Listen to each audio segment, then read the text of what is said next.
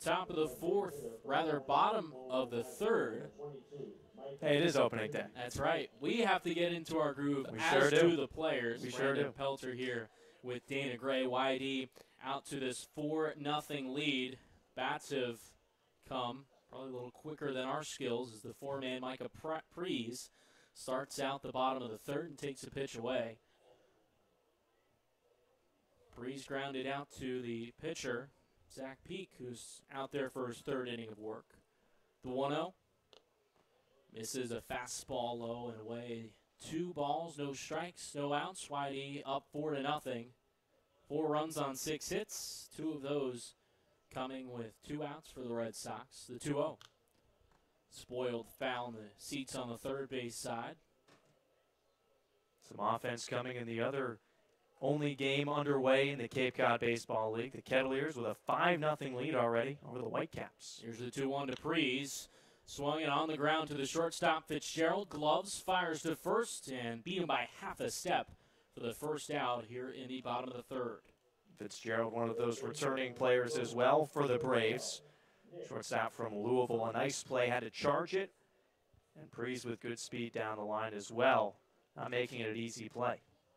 That brings up Nick Quintana, struck out looking in his first at-bat for the Red Sox, and hoping that doesn't become the norm for Quintana. It was a ton of pop.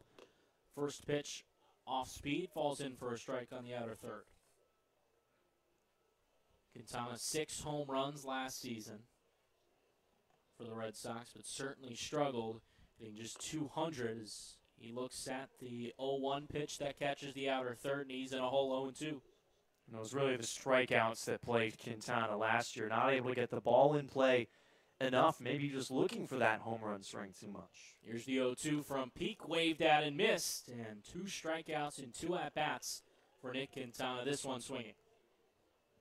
At some point, you just got to ease into it and calm down, and obviously not the start that Quintana would want. But, of course, you remember he was working with Scott Pickler quite a bit last summer, able to get that bat going towards the tail end of the summer. Hit a huge home run against Orleans as the first pitch is hit on a line through the hole on the left side, and a single for Jimmy Govern. He's 2 for 2. Very similar to the hit he had back to start that rally in the second inning, coming around to score that second run for the Red Sox, and now maybe a little more action with 2 outs as well here in the third. That brings up Adam Kerner, singled up the middle. And along with Jimmy Govern, got that quick start in the second inning. Both of them came around to score as well. And with 2 outs, YD with another runner on, another opportunity for the Red Sox in the bottom of the third. They lead it 4-0. Peak sets on the first base side of the rubber.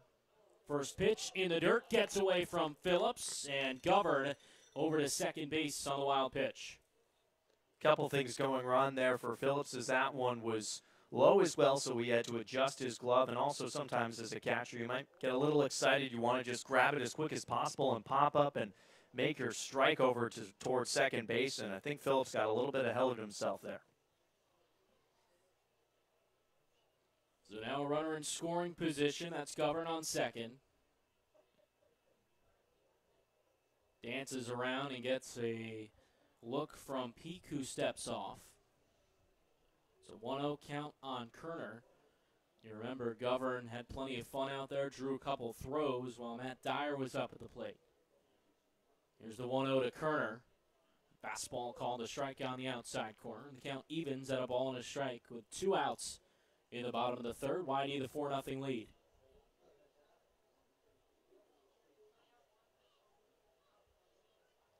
Four runs on 7 hits for YD. Just 1 hit for the Braves through 2.5. Peak sets to the belt, delivers the 1-0.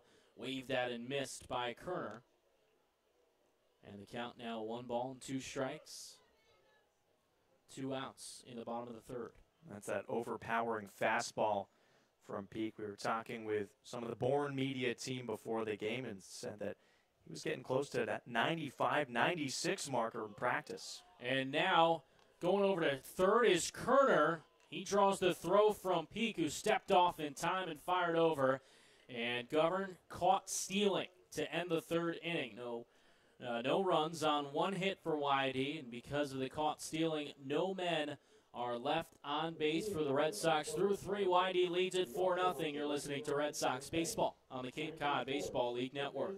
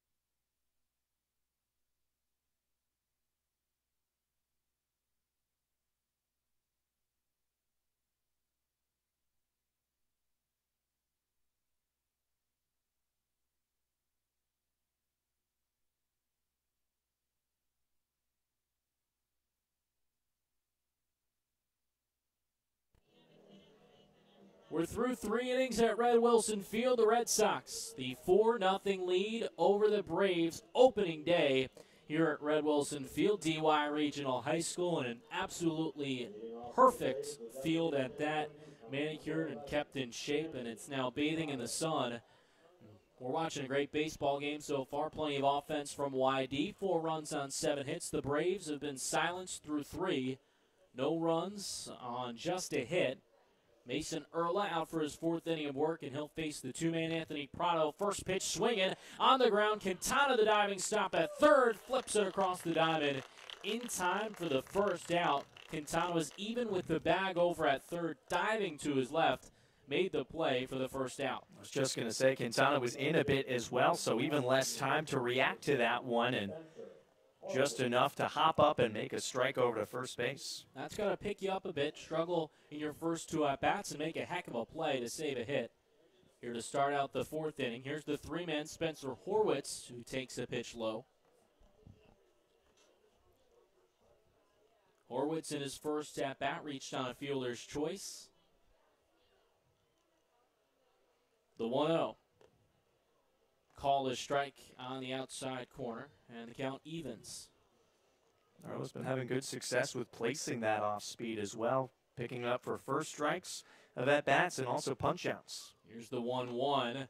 Off speed, pulled the strings with a changeup and called a strike just below the letters. Erla in the driver's seat here, ahead 1-2 with 1 out. Right-hander working from the windup, the 1-2.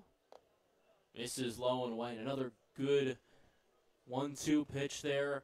Set it low and away. Hard to get to that one if Horwitz is swinging the bat. Well, that's the benefit, of course, of getting ahead in the count. You have options. The 2-2. Swung on and driven out to center field. Back is Ashford at the fence. Reaches up, and it's off the top of the fence. This one goes over to left field. Kincannon will get it. And Horwitz is held to a double. An odd bounce off the top of the fence in center field. Looked like it hit one of those poles that separate the fencing about every 10 feet or so, and that's why it took that weird ricochet all the way over towards Kincannon's territory. And good for him that he was paying attention and kept keeping himself in the play in the field to keep that just at a double. No warning track here at Red Wilson Field, and these players all brand new. They've been here since Tuesday, the ones that have been here the whole time and practicing, so still getting used to the confines at Red Wilson. As Danny Oriente looks at a first pitch fastball in the outside corner. Oriente squared around for a moment. And it seemed like Ashford maybe got a little bit surprised by the fence closing in on him there. It's just 352 out there to dead center. Not a lot of space for the outfielders to work with. Erla takes a look at second. Now the 0-1 line over the head of the shortstop Waddell and into left field. Horwitz will hold up at third and runners at the corners with 1 out in the top of the 4th. And these last 2 at-bats for the Braves. Definitely getting the best contact they've had so far off of Urla. Just letting a couple pitches hang over the plate a little bit too long. And just like that, the Braves threatening with a situation very similar to what they had back in the first, though. If you remember, a 6-4-3 double play closed out that one. Urla would love a ground ball here. And to do the trick here, Spencer Brickhouse struck out looking in his first at-bat. The first pitch just misses on the outside corner. A fastball, 1-0. These last two hits are the first since the very first batter of the game. Chase Murray doubled down the left field line. Urla sets at the belt. Here's the 1-0. Off speed, misses away. He's behind 2-0 with runners on the corner. One out in the top of the fourth, but his team leads at 4-0.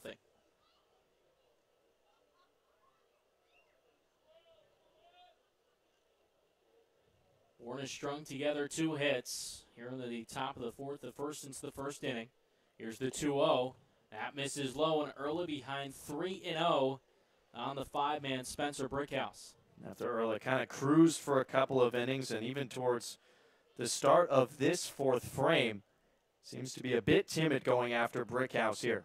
Brickhouse from Eastern Carolina. Urla on the first base side of the rubber, the 3-0, right down Main Street, called a strike.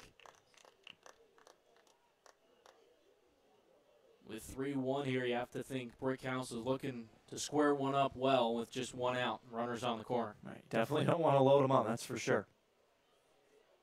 Urla sets at the belt. The right-hander delivers the 3-1. This one looped over the head of Waddell and into left field. One run scores. And around second quickly, but scampering back to the bag. That was Oriente. Throw came in quickly from Kincannon and left. And the Braves get on the board. They still trail it 4-1. Job done from Brickhouse. Not doing a whole lot. Very similar to where Oriente placed that single over the head of Waddell. Playing pretty deep right on the lip of the outfield grass, but nevertheless, it's over his head. And the Braves finally get a run here in the fourth. That brings up Tyler Fitzgerald. He struck out swinging back in the top of the second inning, and the Braves starting to string something together. They still have two men aboard, runners on first and second, and just an out in the top of the fourth. Urla trying to work out of some trouble. The right-hander sets on the first base side, makes a move towards second, but no throw over to Danny Oriente. It's Oriente off of second, Brickhouse off of first, and Tyler Fitzgerald, the righty, at the plate. First pitch, squares around, pulls it back, and that pitch misses outside. Interesting there, looking for what must have been bunting for a hit. You're not going to give yourself up for the second out, or at least you wouldn't think so. I mean, we see the speed of Fitzgerald over at shortstop a couple of times already. Now trying to showcase it down the line. The 1-0 keeps the bat on the shoulder and looks at a strike on the outside third. Count evens at a ball and a strike. One out in the top of the fourth inning. Whitey the 4-1 lead, but Bourne trying to have a go at a little bit of offense here. Strung together 3 hits in this half inning. The 1-1. Inside, called a strike on the inside corner. Fitzgerald didn't love it as he steps out and takes a practice hack, but he's behind the count 1-2. I'm going to have to disagree with him. I thought that was perfectly placed right at the knees, and pretty much everything had been on the outer portion of the plate so far to Fitzgerald, and Urla kind of crossed him up a little bit, came inside. 2 men aboard, 1 out in the top of the fourth. Urla sets, here's the 1-2. Called strike 3 on the outside corner. Fitzgerald with a few words for DiGirolamo, and he's on his way to the dugout. A big strikeout for Mason Urla. Couldn't have asked for it to come at a better time, and that's a way that you take back command of a game. He'd been cruising for quite some time, gives up the 3 straight hits, but he goes right at one of the better hitters in this lineup, or at least from what we saw last season with Fitzgerald, and he gets him looking on 2 straight pitches. The 4 strikeouts here for Mason Urla in his Whitey Red Sox debut. And now with 2 outs in the top of the fourth, it's Thad Phillips So the first pitch in the dirt. Still 2 men aboard, runners on first and second. And a run across here in the top of the fourth. Erla peers into the catcher, and the right-hander sets at the belt. Peeks at second, lifts the leg to 1-0. Hacked at and tapped foul right in front of the Braves dugout. If he's able to get Thad Phillips right here as opposed to giving up another hit, one run off of an inning like this has been for Erla is a lot different than something compared to or 2 or 3 runs where you can really seem like you got away with an inning like this. Erla sets the 1-1. Check swing, popped up in foul territory first base side, and that dunks in. Dyer made a run for it, couldn't get there. Either could the right fielder, Quinn Cotton. It's still a great pitch, though, from Erla because Phillips just had to fight it off. He couldn't hit it for any sort of good contact, just had to try and place it and at least stay alive for a little bit longer. So Erla now ahead, a ball and 2 strikes, 2 outs. But 2 men aboard here for the Braves in the top of the fourth. They've already scored a run. The right-hander sets at the belt, first base side of the rubber. Kicks and deals. This one hits softly on the ground to the shortstop. Waddell flips over to second base the short way to retire the side, but not before the Braves get 1 run on 3 hits. They still trail things 4-1 through 3.5 at Red Wilson Field. You're listening to YD Red Sox Baseball on the Cape Cod Baseball League Network.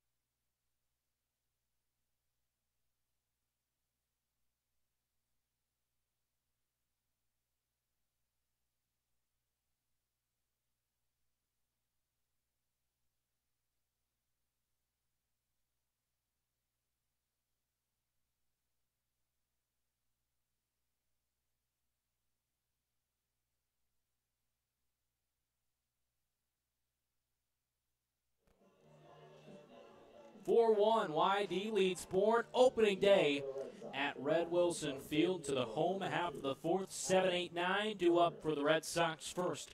It's Adam Kerner who was up at the plate when Jimmy Govern was caught trying to swipe third.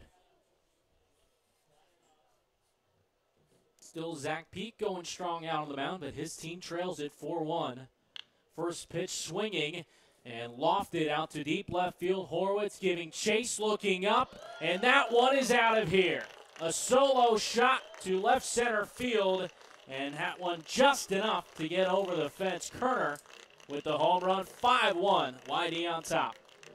Well, we were talking about it. Sometimes it doesn't take a whole lot in this ballpark. A routine fly ball with the wind blowing the right way can carry right over the fence, and Kerner, he had a long time to think about it, that bat, after he'd been left up there, and well, he makes Zachary Peak pay right on that first pitch.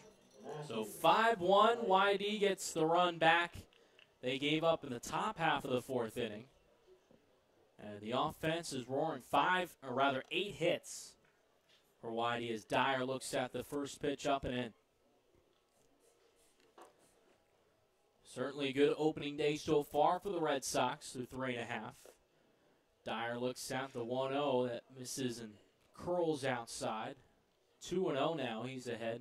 It's going to be hard for Pick to send some of these guys home if they keep swinging the bat the way they do. Here's the 2-0, waved at and missed.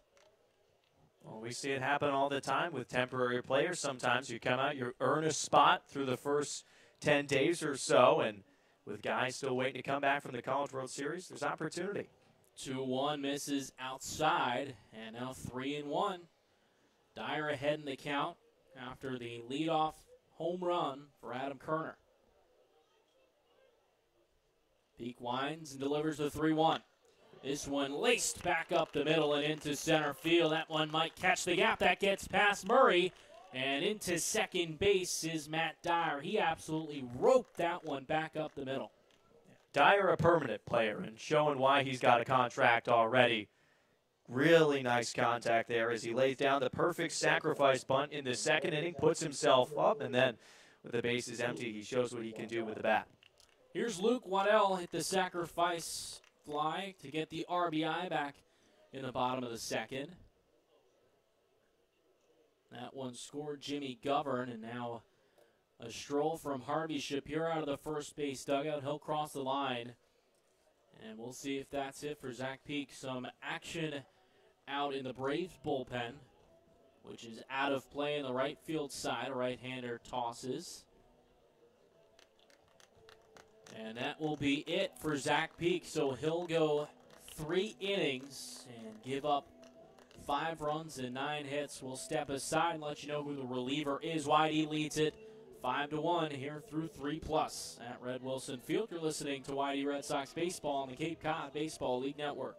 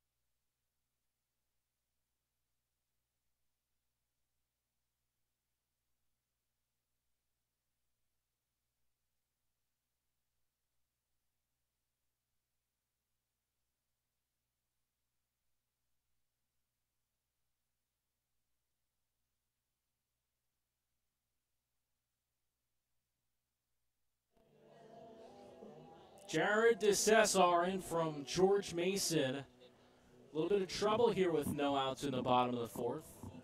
Man on second base, that's Matt Dyer already, the leadoff home run from Adam Kerner. And now the 9-man Luke Waddell up at the plate. No count on him.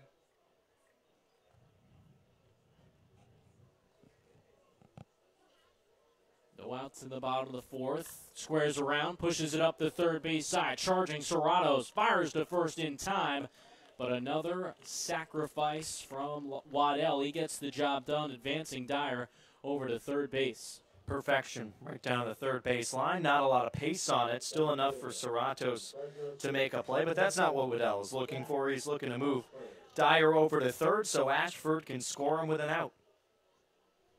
And that brings up Zach Ashford, the 1-man.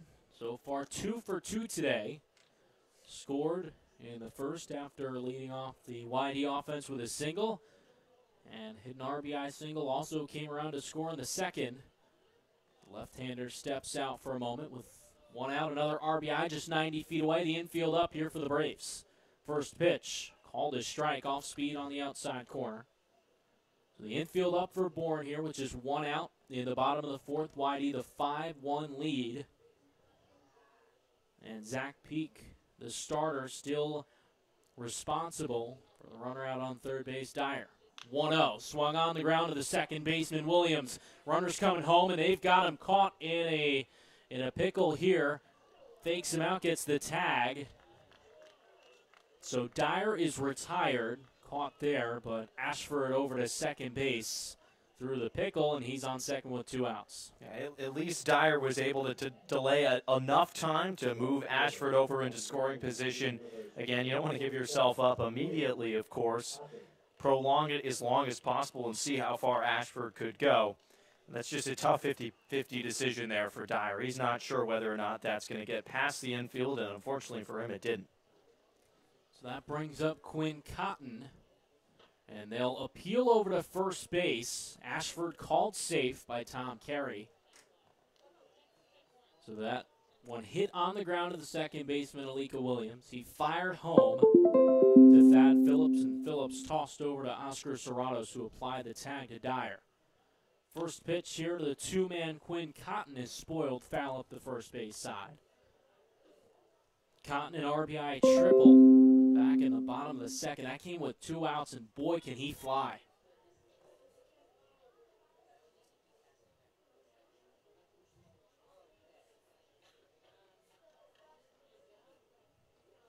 DeCesar sets the middle of the bump there. Right-hander delivers, and that one misses away.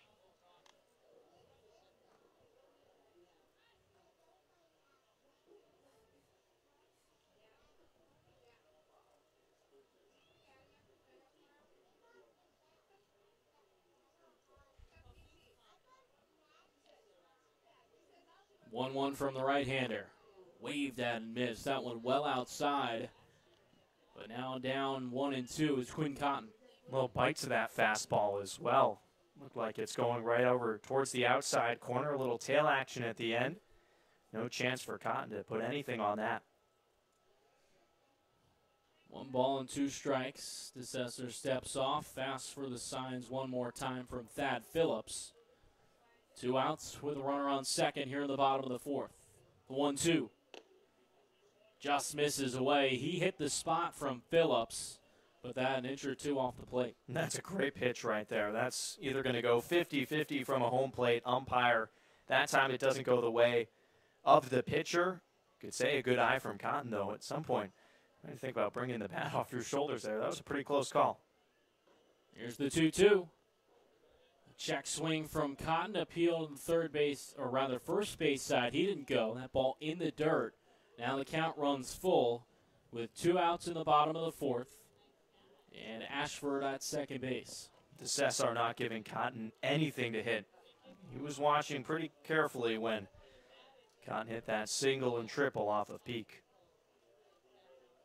Payoff pitch. Runner goes. Swung and hit on the ground. A routine ground ball booted by Fitzgerald. Ashford around third. He scores on the error in an E6.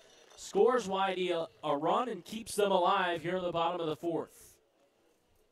A tough break for Fitzgerald, and he saw, we've already seen it, it's only the 4th inning, and Cotton with his speed is applying some pressure here on these middle infielders, and Fitzgerald knows, although it may be a routine ground ball, he's got to make it quick when you've got a guy hustling down the line, and even just that little extra seed of doubt that, hey, maybe I'm not going to get this guy at first base, that just makes you take your eye off the ball a little bit and brings in another run for the Red Sox. So with 2 away, here's Charlie Kincannon. He's first pitch swinging, pops it up into shallow center field. Murray coming on, now takes a step back and makes the catch in left center field. So that's it for Whitey, but they score 2 more runs. One of those thanks to the error. Whitey up 6-1 through 4 at Red Wilson Field. You're listening to Red Sox Baseball on the Cape Cod Baseball League Network.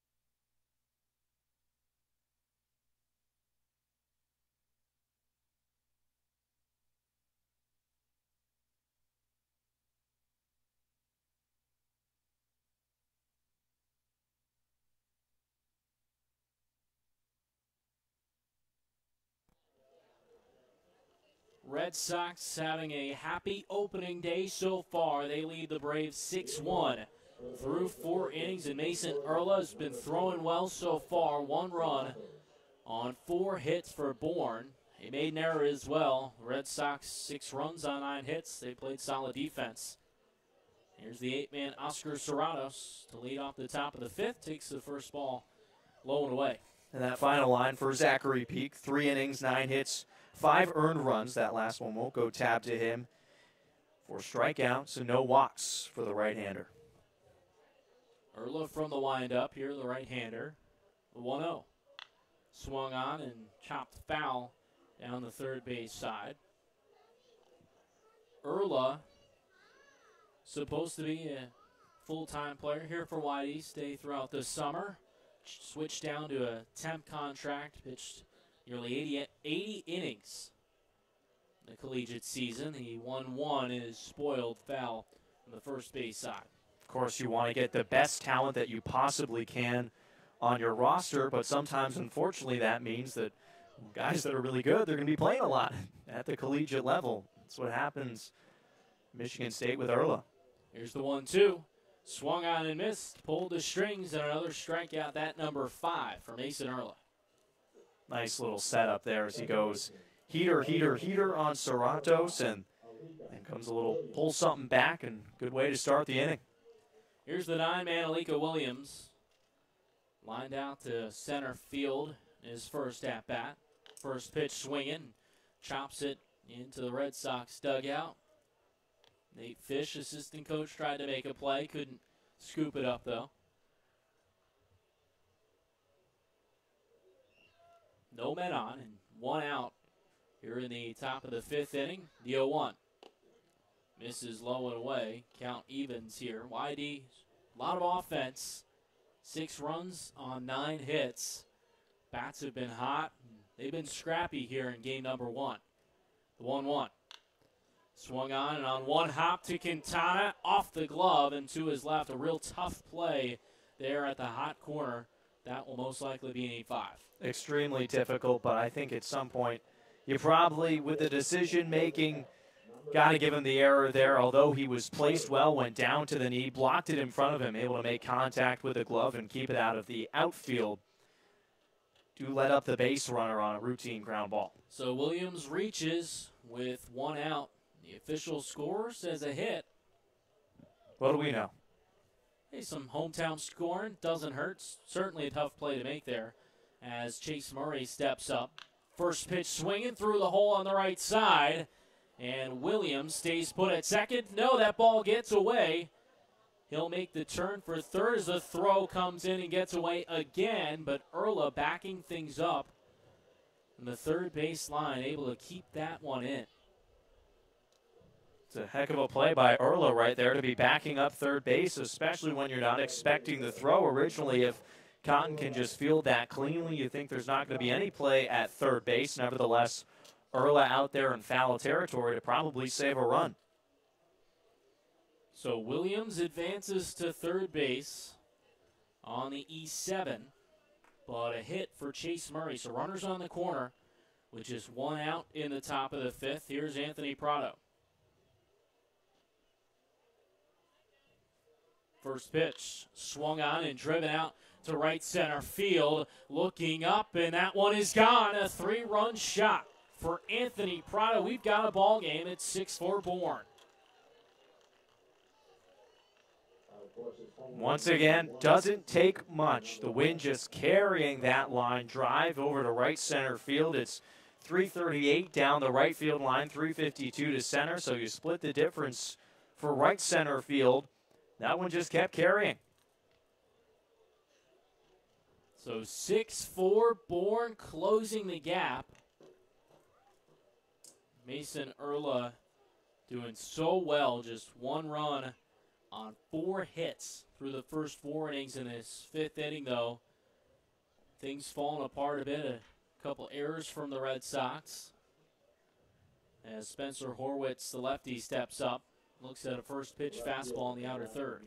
And, of course, now that play from Quintana looks even more difficult now that you allow that runner to get over to first base. Erla back to the windup. Bases cleared, 1 out. In the top of the 5th, the 0-1 chopped on the ground. Erla gloves it to his left and will take it himself up the first base side for the 2nd out. It's a nice next batter to have right there after giving up that big home run just to induce a quick little ground ball. Now you're just trying to get out of this inning unscathed, get back to the bench, and let your offense go get a couple more runs for you. Here's Danny Oriente. 1 for 2 so far today. He's up with 2 outs in the top of the 5th. The pitch. Looked at, a fastball at the knees, and called a strike. 3 runs across so far on the top of the 5th, thanks to the 3-run shot from Anthony Prado. Here's the 0-1. Bounces its way home, and the count evens at a ball and a strike on Danny Oriente, the 4-hitter. Now some action up in the YD bullpen. Tristan Baker starting to warm the arm, the lefty from Western Carolina. Here's the 1-1. That misses away. 2 balls and a strike on the 4-man Danny Oriente with 2 outs here in the top of the 5th inning. 3 runs already across in this half. The 2-1. And tapped under the glove of Erla to the second baseman there, Govern, who sends it on its way to first in time, but not before. 3 runs come across on 3 Braves hits. They've cut the deficit and trail things 6-4. You're listening to Red Sox Baseball on the Cape Cod Baseball League Network.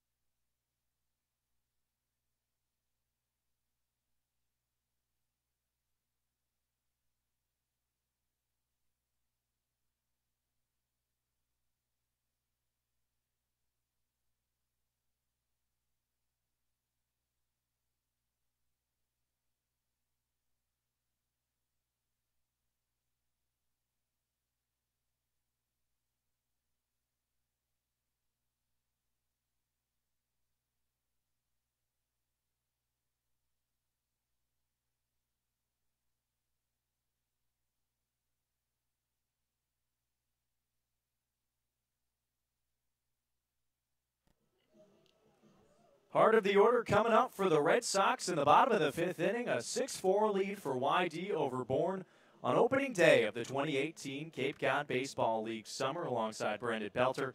I'm Dana Gray, so happy that you're joining us here for game number 1, as we hope you do for the remaining 43 games and maybe even a few playoff games as well if we're lucky enough, as Micah Priest comes up to the plate to start the 5th inning. Be facing Jared DeCesar, the first reliever of the ball game, the righty coming in for the Braves. As he faces Priest, the designated hitter for YD. 0 for 1 today with a ground out and a fielder's choice back in the first inning. Swings at the first pitch and spoils it into the crowd out in foul territory in left field. A great crowd at that, Brandon, here for opening day, lining both the foul territories, all the bleachers field, plenty of lawn chairs. 0-1 pitch, cut on, and a dribbler. That'll roll foul down the first base line, and it's quickly 0-2 to Cesar ahead of Priest. It was cool to see all the little leaguers lining up along the fence behind home plate before first pitch here tonight. Them honored and recognized, and great baseball so far. Get to run out and take the field with maybe some future big leaguers as well. The 0-2 pitch to Priest, cut on and looped out into shallow center field. Coming on and making the catch is Chase Murray for out number 1, 3 pitches and a quick out to retire Micah Priest. And that all because of the great first step there from Chase Murray, recognizing he had to come in, showed off the wheels a bit, and able to make that catch in stride. So 1 down, the base is empty. 6-4 lead for the Sox, and Nick Quintana coming to the plate. 0 for 2, a couple of strikeouts, 1 looking, 1 swinging. Lets the first one sail by off speed into the dirt in the opposite batter's box. Nick Quintana, the Arizona product, batted .313 for the Wildcats. 1-0 pitch to him is hit hard and right back up the middle. Fielded momentarily by Willems, but it rolls off his glove, and I'm not even sure if Quintana was going to make that play coming down the first baseline. It looked like he already had first sold and probably give him the infield single. We'll wait here to see what the official score has to say, but it would have been a tough play to make there for the second baseman, Williams, going to his right and grabbing that ball up above that second base back. Nice to see at least Quintana make some contact and put it into play. So a runner on first, nevertheless, for Jimmy Govern, the six-hitter for the Red Sox. Waves and misses at a high fastball. He falls behind in the count early, 0-1. With one out, Quintana on first. Red Sox with 6 runs off of 9 hits. Some nice early production for them in game number 1. Bourne responding, though, with 3 of their own in the 5th inning. A 3-run homer from Anthony Prado. A 1 pitch from DeCesar is lined out into right field. Oriente in stride makes the grab. That one hit hard, but a great first jump for Oriente to record the second out of the inning. Quintana holding it first. Now, Oriente's got to battle that sun, too, that's beating down from that third base side right into his eyes. He's rocking the shades, was able to track that ball all the way. Remember, he had some trouble back in that second inning with a Quincadam hit that ended up turning into a triple just because he couldn't follow it into his glove or at least take a better route. Let it roll all the way behind him. He was on top of that one. So now 2 down for Adam Kerner. YD catcher, toss over to first. Quintana back in safely, dirtying up the white pants for the Red Sox, the home jerseys for YD. Still no count here on Adam Kerner. First pitch, fastball taken high, a little bit above the letters. Also possibly outside. Ball no strikes here with 2 outs. Quintana off of first in the bottom of the 5th. DeCesar sets to the belt, comes home. This one sky high out to shallow left field. Going back, Fitzgerald, and dropped. Horwitz let that one hit the turf. Quintana coming home. A play at the plate won't be made. Quintana touches third. Now a throw down. That ball is safe. And just like that, the Sox tack on another run. And just kind of Horwitz coming in on that ball, lazily making his way there with Fitzgerald, the shortstop, going back. Horwitz called him off, but just couldn't make the catch. Maybe lost it in the sun again, but that sun should be coming from behind home plate, the third base side. By that time, you'd think he'd be able to haul it in, then heads up base running from Nick Quintana, going on the pitch with 2 outs anyways, and able to score on that. And I think that's probably just a case of miscommunication between left fielder and shortstop. Usually that's going to be Horwitz to call off his infielder and say, I have that, to record that final third out of the inning. Nevertheless, it drops through. As the pitching coach, Joe Lincoln, out to the mound to have a conversation with Jared DeCesar. You can't blame him for that one. He's inducing what should be a routine flyout to end the inning. Nevertheless, it turns into a run for the Red Sox, and now threatening for more, with Kerner all the way over at third and Matthew Dyer at the dish. And that's frustrating. DeCesar's first pitch right back into his mitt. A nice snag. He'll loft it over to first base, but the Red Sox respond with a run of their own in the bottom of the 5th. We head to the top of the 6th, a 3-run lead for the Red Sox. You're listening to YD Red Sox Baseball on the Cape Cod Baseball League Network.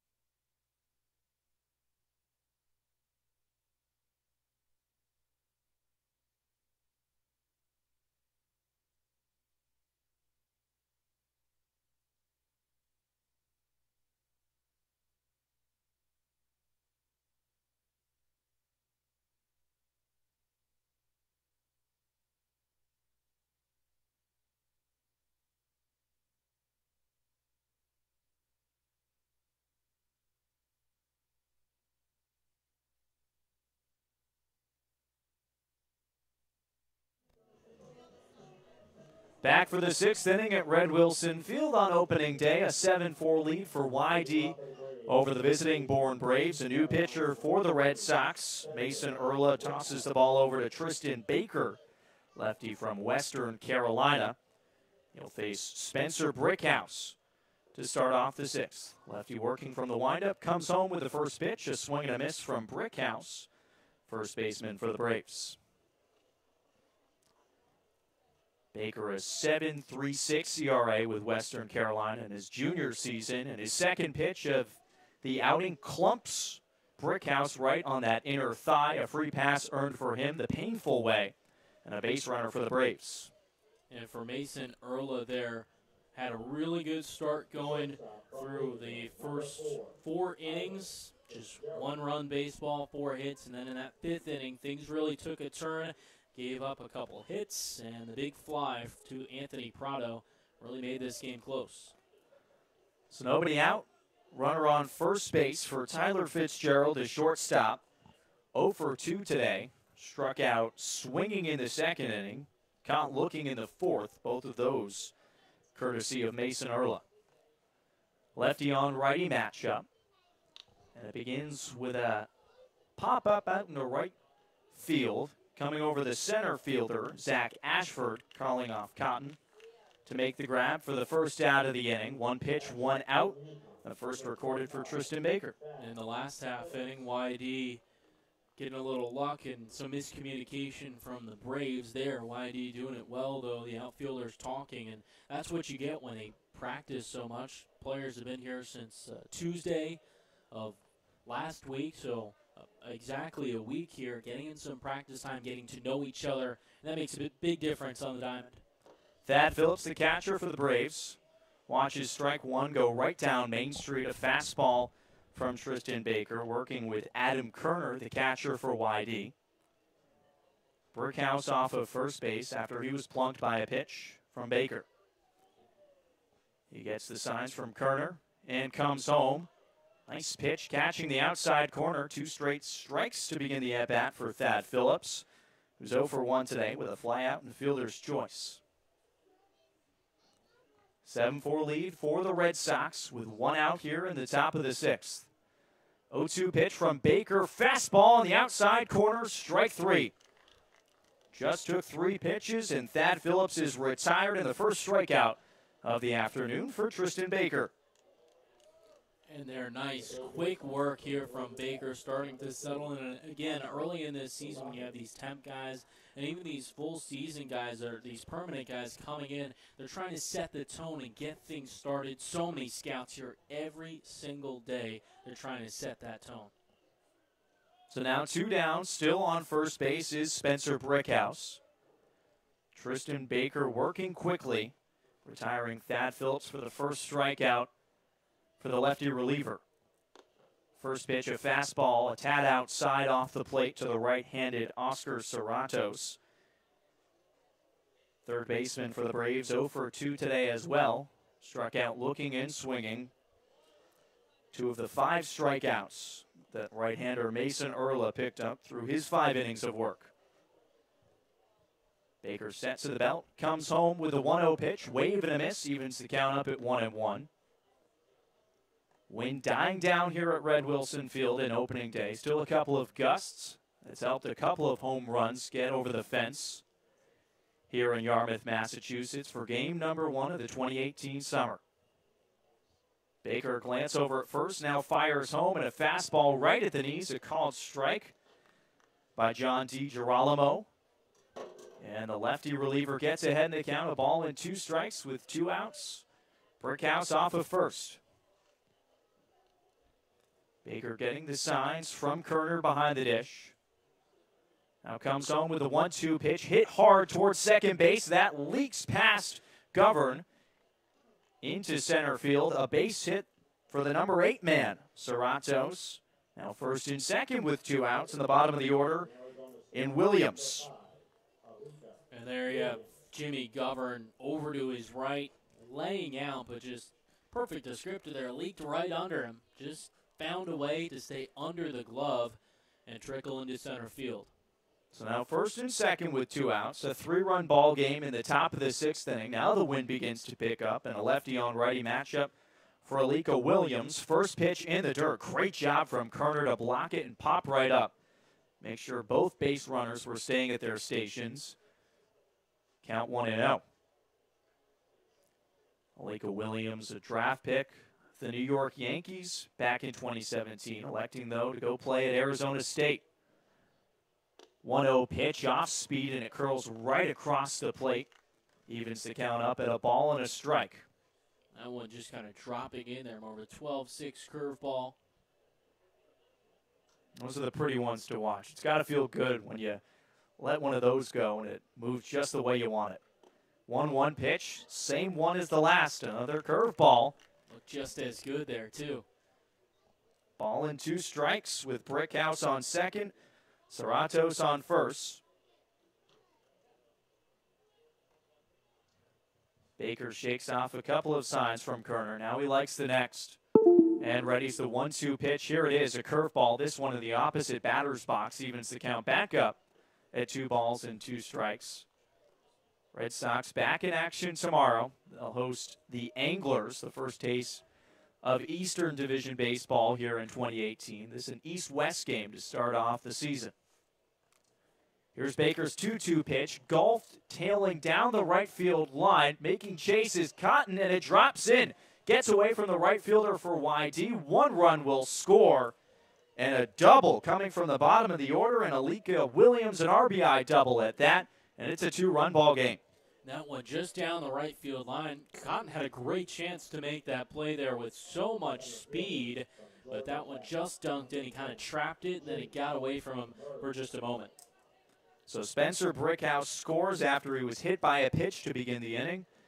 Now it's 7-5 Red Sox with 2 down, and the Braves still threatening here. Top of the order, and Chase Murray at the dish, a lefty-on-lefty matchup. Baker set to the belt, comes home, curveball missing, throw down to third. Quintana won't even apply a tag. Scampering back in goes Serratos. Pitch was a ball, so 1-0 the count with 2 down. Williams at second, Serratos at third, 90 feet away from that 6th Braves run. 1-0 pitch, off speed and missing outside once again, 2-0. Here for Baker, you just got to get ahead of the guy here. Got 2 men in scoring position, but 2 outs. Get ahead, try to induce that ground ball, get the fly out, whatever way you can get it, get the final out. Baker with a 2-0 count. Here's the next one, off speed, missing once again. He's fallen behind 3-0 on the leadoff man, Chase Murray, the center fielder for the Braves. 2 for 3 today, and now Scott Pickler making the slow stroll across the third base line to have a word with his left-handed reliever. We might see a change here for Pick, not out of the ordinary in the middle of an at-bat to make the call to the bullpen. We don't usually see a pitching coach go out there. Instead, Pick, the skipper for YD, usually making that trip. And it looks like he's going to leave him in. Just some words of confidence here, and he's worked himself into a difficult situation, Tristan Baker has. 3-0 the count on the leadoff man, Chase Murray, and 2 runners in scoring position. The tying run at second base represented by Alika Williams, just hitting that RBI double that got past Quinn Cotton out in right field. So a 3-0 count on Murray. Here's the pitch. Fastball low and away, 4 straight balls, and a free pass given up to Chase Murray. That'll load him up for Anthony Prado. 2 down still in the inning, and just a 2-run ball game. Prado looking to give the Braves their first lead of the afternoon. And the first walk all day from a YD pitcher outside a few hit-by pitches, the first base on balls. So Braves at every single station here with 2 down, nowhere to put them. Baker getting the signs from Kerner, now fires home. Soft grounder, charging is Waddell, and he'll tag on second base. Getting out of the jam goes Baker with minimal damage. 1 run for the Braves. They respond to the Red Sox as we go to the home half of the 6th inning. It's 7-5 YD. You're listening to YD Red Sox Baseball on the Cape Cod Baseball League Network.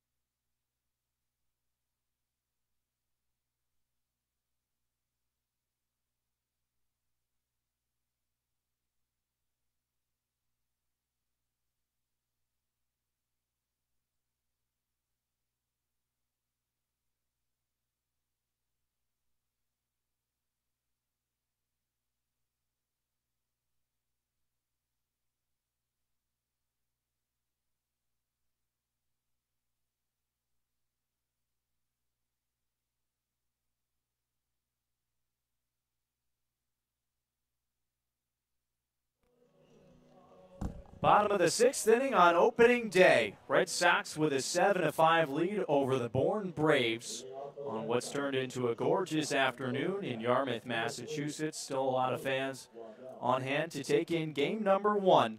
And the Red Sox offense putting on a good show so far. They've only not scored in one singular inning. That was in the 3rd. At the plate, the bottom of the order, Luke Waddell takes strike 1 from the reliever Jared DeCesar. Coming in for his 3rd inning of work, right-handed reliever out of George Mason. Facing Luke Waddell, who's picked up 2 sacrifices in his first 2 plate appearances as a Red Sox. 0-1 pitch, fastball that's tapped right back up the middle. Ranging to his left goes Fitzgerald, and he won't get it. Luke Waddell aboard to begin the inning. Fitzgerald having some trouble over there in short a couple of times this afternoon. A sloppy game continues. The 3rd error for the Braves. 4th overall this game.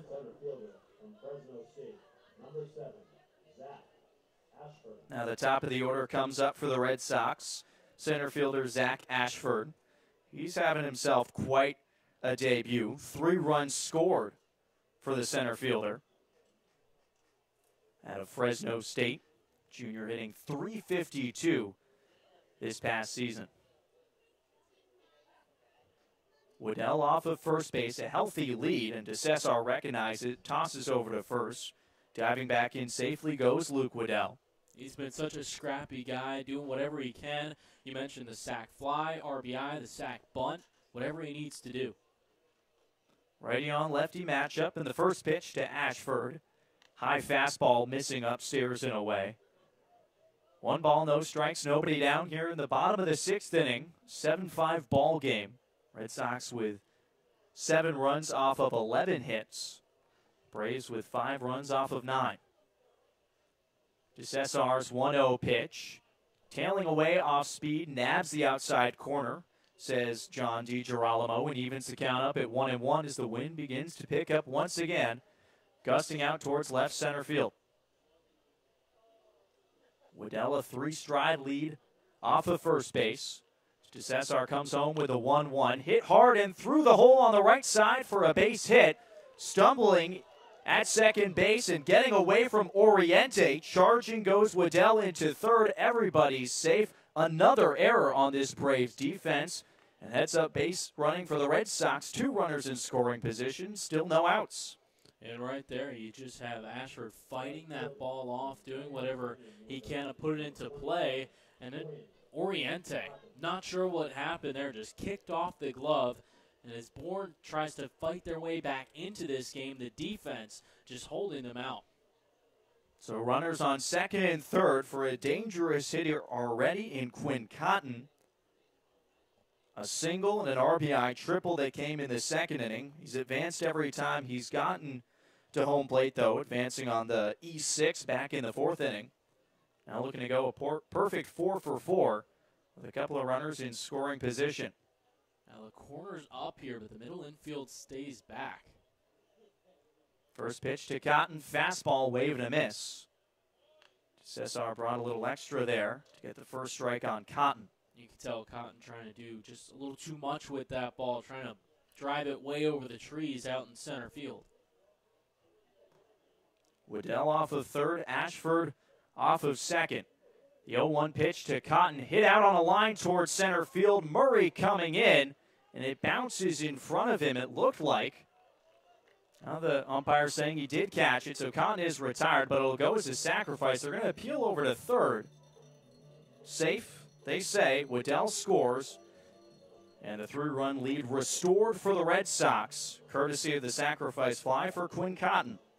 And there, Murray, a fantastic play. He's gotten great jumps all night, able to slide in and make that catch to get the out. But there you've got Waddell, heads up, waiting on that line for the tag, waiting right there on the bag. You've got nowhere to go, because if that ball's falling in, you're scoring at a crawl to the plate. Still a runner in scoring position as Charlie Kincannon steps to the disc. First pitch off speed, outside corner for a strike, 0-1 on the 3-hitter for the Red Sox. 0 for 2 today. Picked up an RBI, though, back in the first inning. His ground ball scored Zach Ashford back in the first run for the Red Sox this season. SR's 0-1 pitch, off speed, and it fooled Kincannon. He's quickly down 0-2. SR's grandfather, Joe, a long time ago, playing for the Boston Red Sox. His father, Joe, played professionally in the Texas Rangers organization, so some good blood for the reliever here for the Braves. Trying to work out of more of a jam. He's got an 0-2 count on Kincannon.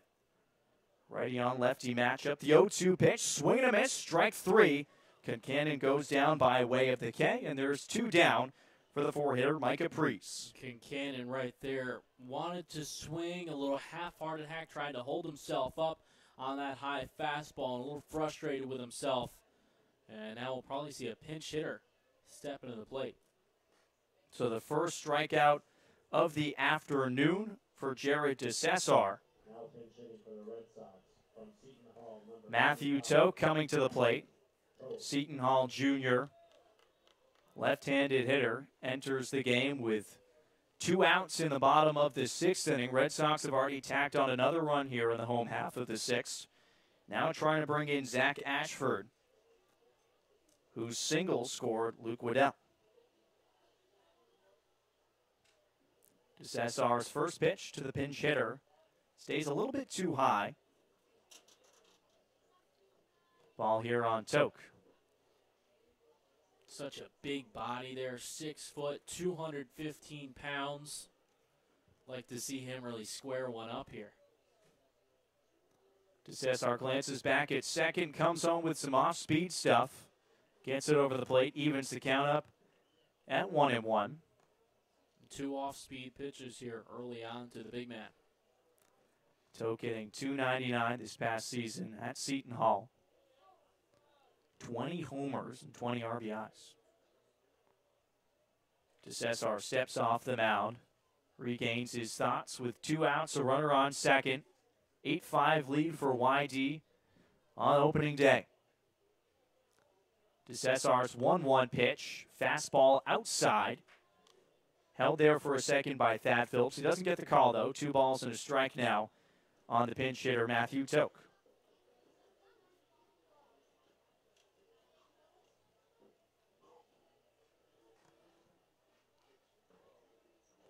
Two-one pitch, fastball below the knees. Now Toke really in the driver's seat, 3-1. Taking a couple of practice hacks, stands at 6 feet, 215. Got some pop, though, showing it this past spring. Named to the 2018 Big East Championship All-Tournament team. Takes a strike there, though. That right down the middle, and it pushes the count full with 2 outs. Still a runner in scoring position for YD. More off-speed stuff there to Toke. DeCesar getting the signs from Phillips. They agree, and the payoff pitch to Toke. Swing and a miss. Drop third strike, though. Picking it up is Phillips. Plenty of time to get Toke, and the side is retired, but not before the Red Sox tack on another run and restore the 3-run lead as we go to the top of the 7th. You're listening to YD Red Sox Baseball on the Cape Cod Baseball League Network.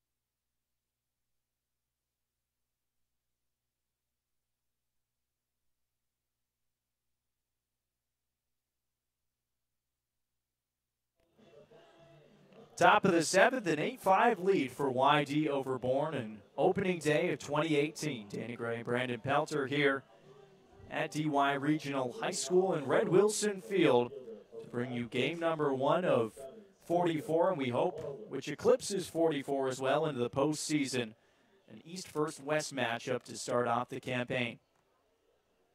Tristan Baker out there for the second inning of work, going up against Spencer Horowitz. First pitch, a fastball right down the middle to the 3-hitter for the Braves. 1 for 2 today with a double. Came around to score the first run of the Braves season back in the 4th. 0-1, tails outside, evens the count up. It was Mason Erla that went 5 strong, giving up the 4 earned runs. Now it's Baker's turn.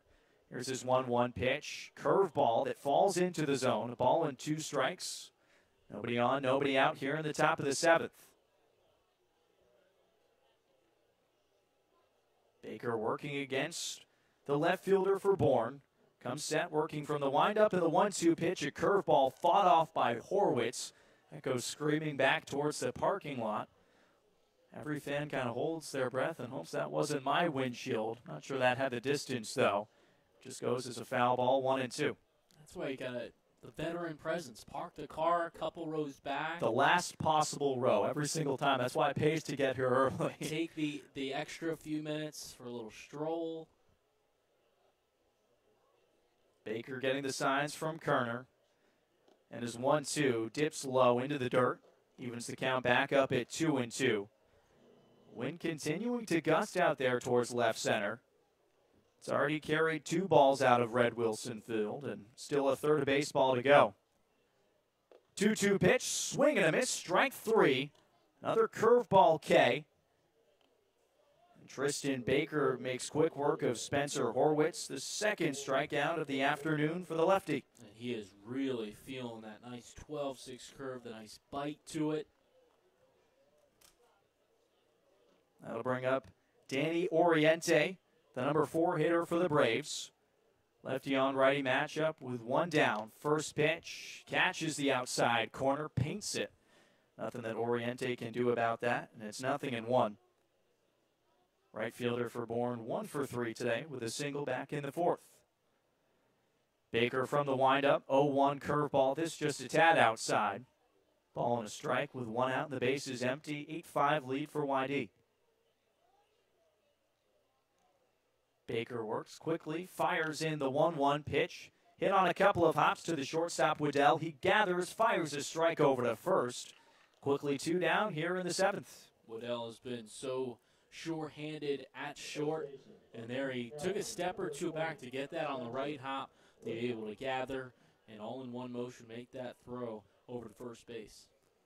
So 2 down here. The base is still empty for Spencer Brickhouse. 1 for 2 today with an RBI single, though most recently hit by a pitch in the 6th. First pitch he sees off speed and stays high. 1-0 with 2 down.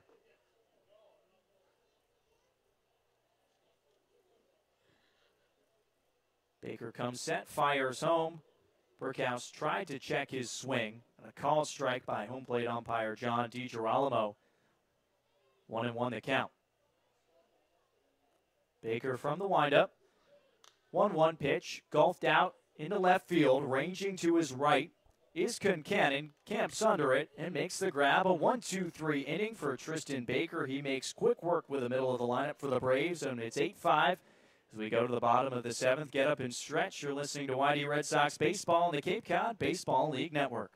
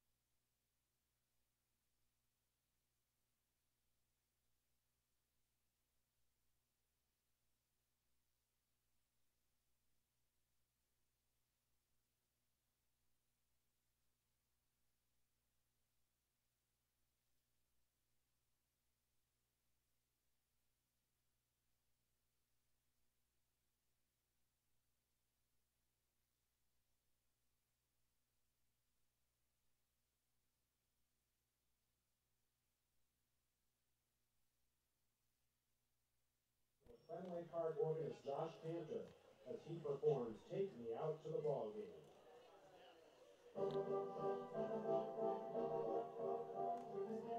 Home half of the 7th inning here at Red Wilson Field on opening day as Take Me Out to the Ball Game roars across the DY Regional High School field. And, well, Nick Quintana, he's ready to hit. He wants to get going, and they're just going to have to fade it down. A little late trigger. Everyone's getting used to things here on opening day. That's right. It's opening day for the players. It's opening day for everybody up in the press box as well. We are all getting back into the groove. Give us a couple weeks or so. DeCesar's first pitch to Quintana, off speed and right down the middle, 0-1. Figure about 6-7 weeks, and then we'll start to get things right. Maybe by the time the playoffs roll around, we'll have gotten our heads straight. 8-5 lead for the Red Sox in the bottom of the 7th. DeCesar's 0-1 pitch to Quintana, a fastball missing outside, 1-1. And Nick Quintana, an interesting YD Red Sox this year. Played right here on this field last season and struggled a bit, though showed quite some pop as well. 1-1 pitch to him is a slow dribbler right down the first base line, fielded by DeCesar, and he pushed it in to foul territory, so Quintana is aboard to start this inning. And he tried to pick up the ball with his glove and quickly tag Quintana all in one motion and just missed the baseball. So we'll have to see how that one is scored. There's been some ones that we thought were shoo-in for errors that the official score has not thought so. They do call that an E1 on Jared DeCesar. So Quintana aboard and Jimmy Govern to the dish. Righty on righty matchup with no outs here in the 7th. Fastball tailing away outside. 1-0 on Govern, the 6th hitter for the Red Sox. Only 5 total errors out there on the scoreboard. Could be a few more than that. It's been quite a sloppy game. 1-0 pitch, fouled right off of home plate, evens the count up at a ball and a strike. Govern 2 for 3 in his debut. Not a bad start to his YD Red Sox career. Couple of singles, stole a base, though he was promptly caught stealing just moments later. No outs in the bottom of the 7th. Quintana off of first, reaching on the error. And the 1-1 pitch from DeCesar. Called strike, throw down to first. Quintana back in time. We've seen Thad Phillips. He isn't scared to throw down to any single base. And it is a 1-2 count. That one caught the outside corner. So Govern has to protect here. Pitcher's mound fully eclipsed by shade now. That's where Jared DeCesar works. Comes home with a 1-2. Fastball had a pitch to waste. Evens the count up at 2-2. Teams trading runs here in the middle innings after the Red Sox jumped out to a 4-0 lead after 2 innings of work. They've gone punch for punch since then. 2-2 pitch to Govern, swing and a miss, strike 3, took something off it, and the bottom dropped out. Govern retired, 1 away. And that ball up at the letters thereabouts, so a tough one, especially with that protection hack to just get a piece of it. He couldn't do so. 1 down, and Adam Kerner steps to the dish. Right-handed hitter for the Red Sox with Quintana off of first base. He scampers back in. DeCesar paying him a good amount of attention for Quintana, a guy that not really known for his speed, though taking a pretty healthy lead off of first base. First pitch to Kerner. Just a little number right back at the pitcher. DeCesar's only play will be at first, and he'll go right there. Plenty of time to get the out. Can't get the lead runner, though. Quintana moves over into scoring position, but there are 2 down. Matt Dyer coming to the plate. Nice play there from DeCesar to come off the bump and go to the third base side and be able to field that ball and fire over to first for that little bit of a long throw. So Matt Dyer will climb in, Arizona product with another Arizona product, getting a lead off of second in Nick Quintana with 2 down, 3-run lead for the Red Sox. DeCesar sets, comes home, wave and a miss. That off-speed stuff's really improved throughout the outing for Jared DeCesar. came in to retire Zachary Peak after his 3 innings of work. Gave up 5 runs. Now 2 charged for DeCesar so far, one of those unearned. 0-1 pitch to Dyer. Takes it for a strike right down the middle. That one fooled him, and it's quickly 0-2 on the 8-hitter for the Red Sox. And the way this game has gone, you'd have to think Whitey would love to get that additional run, and Nick Quintana's out there at second base. 3-run lead so far. Quintana representing the 9th run. The 0-2 pitch, a soft grounder. Fitzgerald charges. He's got it, fires over to first. They call him safe. Quintana now caught in no man's land. Run down via the third base line, and an easy tag out for Serratos. Tough luck for Nick Quintana. Might not have been looking at the play at first, and the Red Sox squander a run. Score remains 8-5 as we go to the visiting half of the 8th inning. You're listening to YD Red Sox Baseball on the Cape Cod Baseball League Network.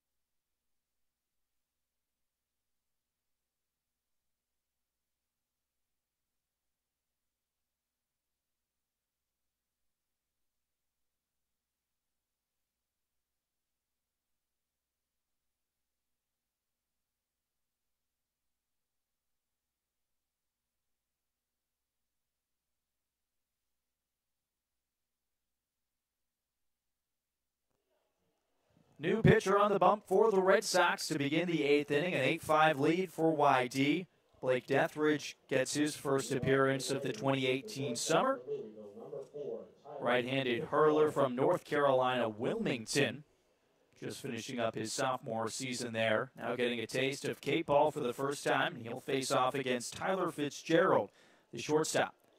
First pitch, curveball, tails outside, 1-0. YD with 8 runs off of 13 hits, 1 error. Braves 5 runs. It's the 4 errors, though, that have really cost them. 1-0 pitch from Deathridge right down Main Street. Fastball evens the count up at 1-1. Quintana playing in a little bit down that third base line. Righty on righty matchup, 1-1. Swing and a miss. Gorgeous curveball, the bottom dropping right out of it, and it fooled Fitzgerald. He falls behind in the count, 1-2. No outs, nobody on, a 3-run lead for YD. Deathridge from the windup, comes home, bounces it. Blocked in front by Kerner. 2 balls and 2 strikes. Deathridge a 2.55 ERA with his time at North Carolina, Wilmington. 2-2, fastball just a tad outside. The first count of his appearances pushed full by Fitzgerald, who's 0 for 3 today. 2 strikeouts, 1 looking, 1 swinging, and a flyout most recently in the 6th. Payoff pitch, fastball outside, and a free pass earned by Fitzgerald to begin the 8th inning. A man aboard for Thad Phillips. And they're not the start that you want for the Red Sox career, and especially final 3 frames of this game, and a close one at that. So nobody down and a runner on first for Thad Phillips, the catcher. 0 for 2 today, batting from the right side, facing the righty Blake Deathridge. First pitch of the at-bat, curveball drops out of the zone. 1-0. Healthy lead for Fitzgerald, who had to run quickly back as Kerner thought about throwing down.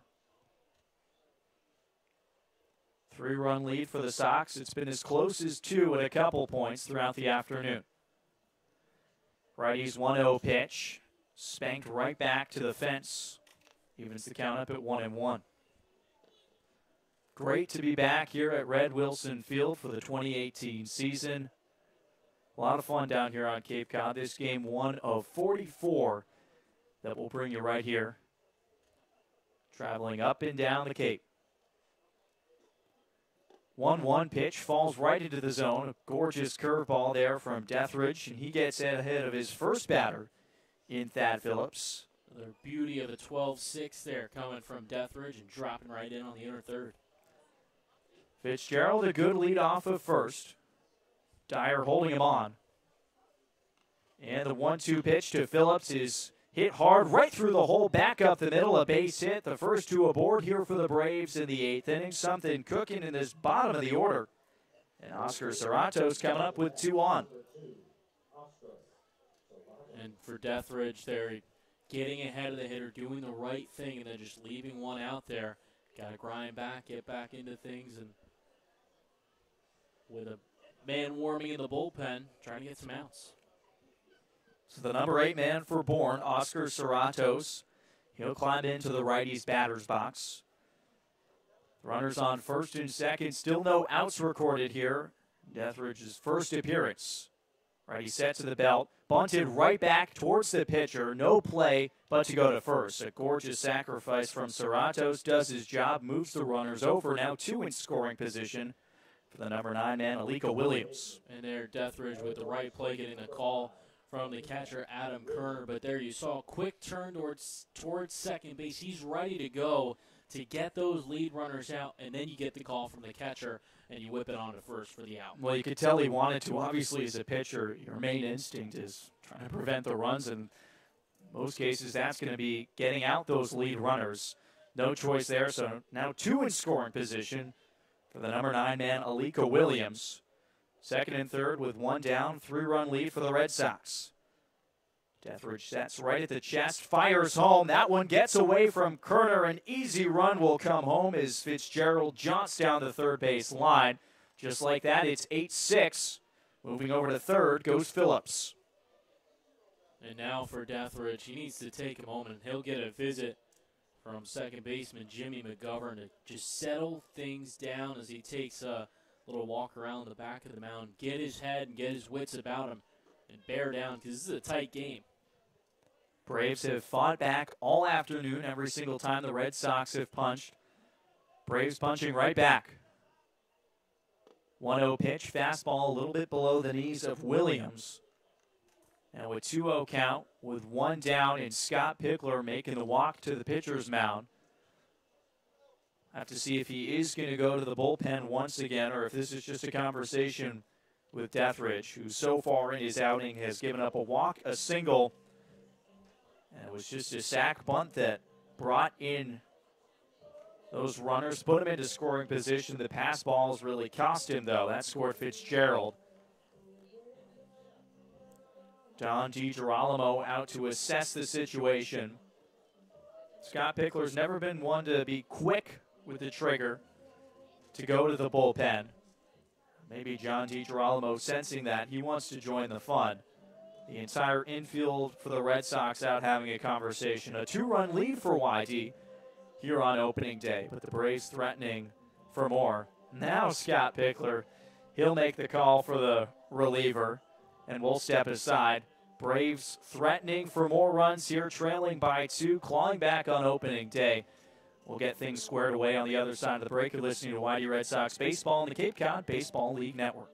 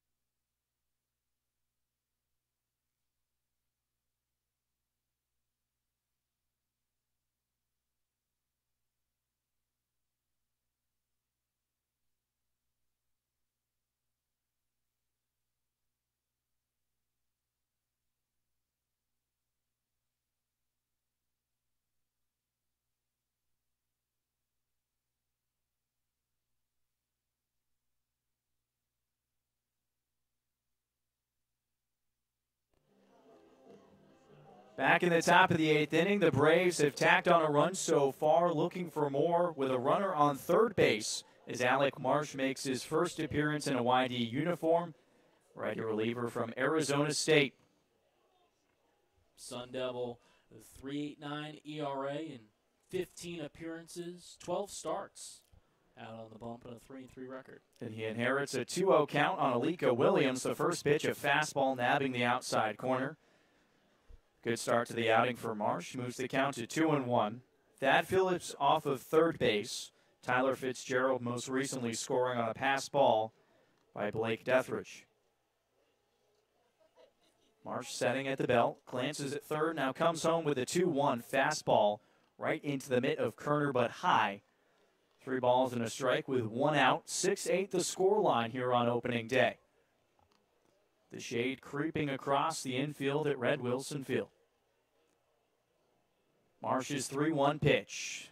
Swing and a miss, pushes the count full on Alika Williams. Marsh dialing up that fastball. Williams, that half-hearted hack now in full swing up there at the plate. It's got to be interesting for a batter to have to face 2 different pitchers in one at bat. 1 down, and the payoff pitch from Marsh fought off a dribbler down the left field line. A souvenir for one of the younger fans. The count remains 3-2. Dana, you just take the time that you can while the new pitcher is warming up to try to time them up, and you want to get to that load, get that front foot down in time. That's all you can do. See what Marsh gives him on the 3-2 pitch. Fastball paints the outside corner, strike 3. A big second out of the inning. Brings up the top of the order, but now 2 down. Williams couldn't believe it. He was stepping across the plate toward his way up the first base line. Instead, John DiGirolamo said, "Oh, no, you don't. Back to the dugout for you." And the second out, a big one there for Alec Marsh. Now facing the lefty, the leadoff man, Chase Murray. He starts him off with a fastball high and outside. Still over at third base is Thad Phillips. He's singled earlier on in the inning. That off of Deathridge. Marsh, the Arizona State product, hailing from Milwaukee, Wisconsin. His 1-0 pitch tails inside, 2-0 quickly on the leadoff man, Murray. He's 2 for 3 today with a single, a double. Walked as well, though, most recently in the 6th. Provided good production at the start of this lineup for the Braves. Started the game off with a double. Marsh sets right at the belt, fires home the 2-0, fastball outside. He's moved the count to 3-0. First base is open. Prado standing in the on-deck circle. He's the guy that hit that 3-run homer back in the 5th to really make this a game. Marsh's 3-0 pitch runs inside, 4 straight balls to the leadoff man Murray, and a free pass issued. Now it'll be runners at the corners with 2 down. Prado making his way to the plate. If you want to be positive, I guess you could say that creates the force up the middle there. It's the left side of the infield and some shade. And at second base, Jimmy Govern still battling the sun. Same thing with all the outfielders. Prado, a guy that split time with the Whitecaps and the Braves last year. Just 2 games with Brewster, 7 games for the Braves. Now back here in Bourne this summer. First pitch he sees, off speed. Catching part of the plate, 0-1. He got injured towards the tail end of that 2017 summer. That sidelined him for the remainder of the season, including the playoffs, but he's back for more here in 2018. Marsh doesn't deliver the 0-1, looks at first and third, holds on to the baseball, though. Third to first, still acceptable here at the collegiate level. Phillips off of third, Murray off of first with 2 outs and a 2-run ball game. 0-1 pitch drops just a tad low below the knees. Evens the count up at 1-1 on Prado.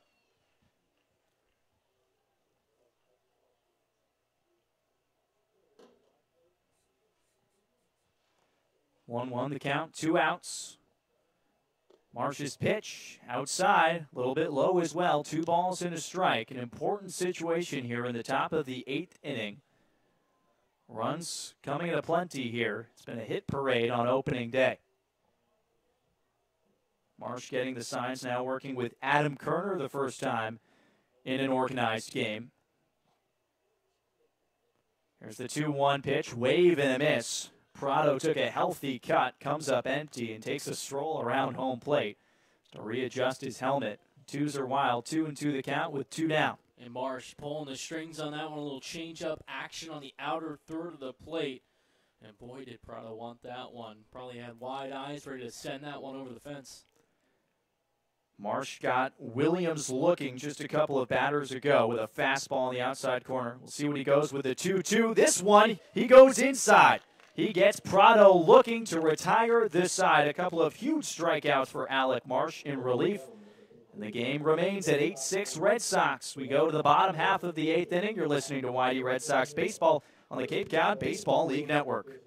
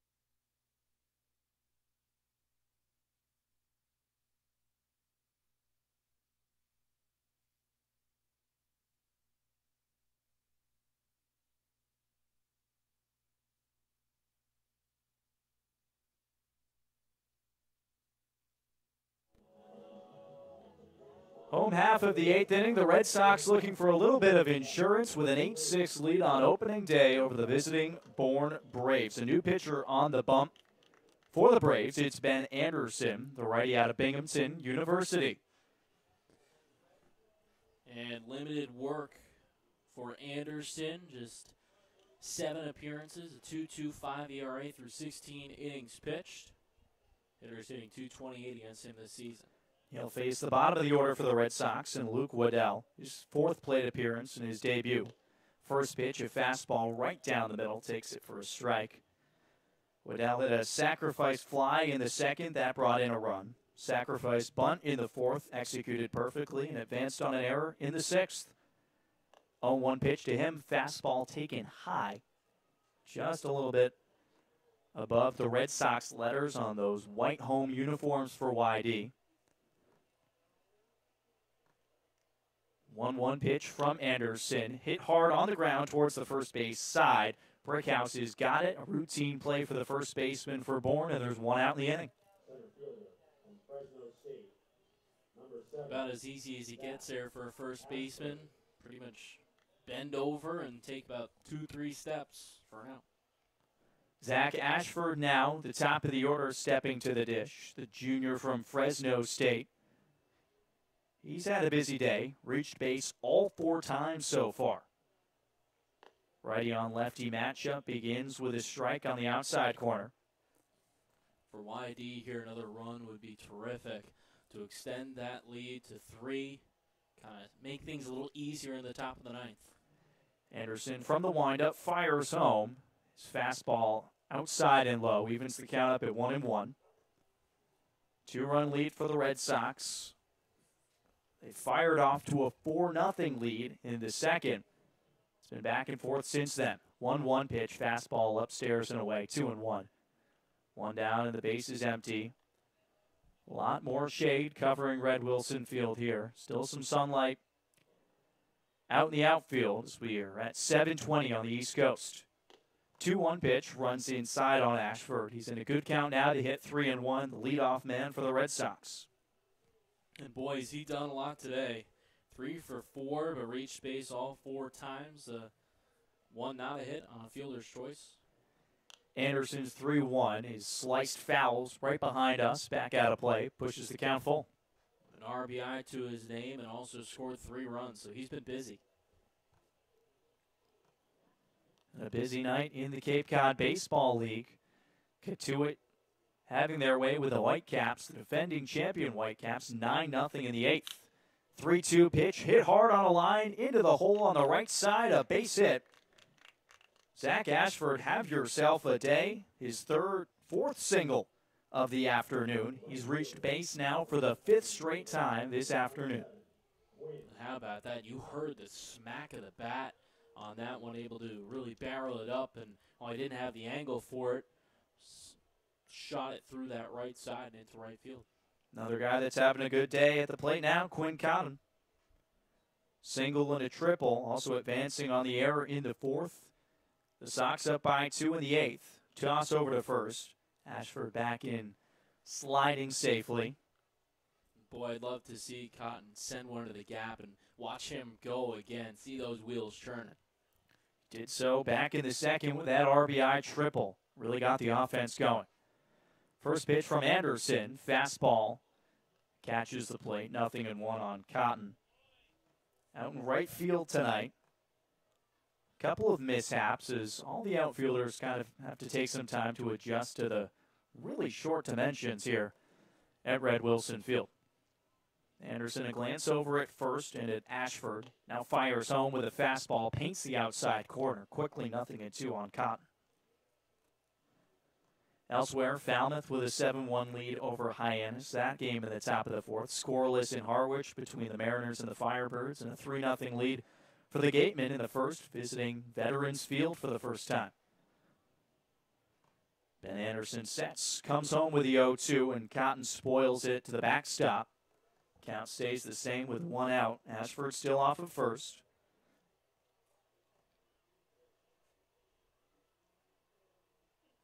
Red Sox offense last year averaging 4.75 runs per game, the 3rd best hitting offense in the Cape League with a 2.62 average. Another toss over to first.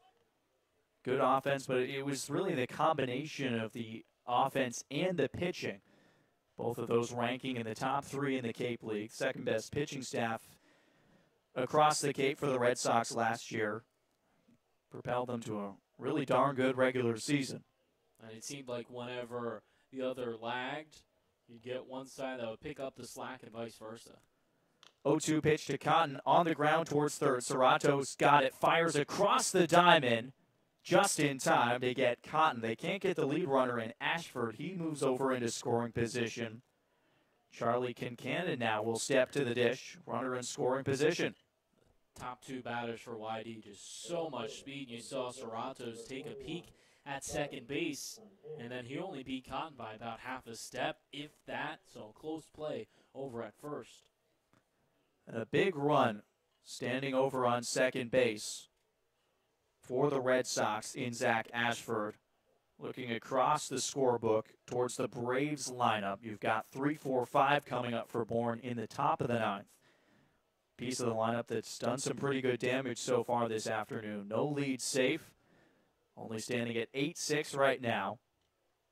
That's probably somewhat of the conversation that Lincoln, the pitching coach, is having right now with Ben Anderson. You don't want to let anything through any sort of gap right now, especially with the speed that we've seen from Ashford. It's not going to take much to score him from second. Any kind of hit into the outfield you'd expect, they're sending him home. So Kincannon, the left-handed hitter, facing the righty Ben Anderson. First pitch off speed, drops it in for a strike to begin the at-bat to the 3-hitter for the Red Sox. Been held hitless so far. Did pick up an RBI back in the first on the fielder's choice that scored the first run of the season. Anderson's 0-1 pitch took something off of it. Wave and a miss from Concannon. Another 0-2 count for Ben Anderson, the righty, to work with. Runner on second, 2 outs, 0-2 count on Concannon. Ashford taking a sizable lead off of second, representing that 9th Red Sox run. Glance back there by Anderson. Now he fires home. Strike 3 called. Fastball painting the outside corner, and that'll do it for the 8th. We head to the 9th. Last licks. The last chance for the Braves to put up a rally. It's 8-6 YD here on opening day. You're listening to YD Red Sox Baseball on the Cape Cod Baseball League Network.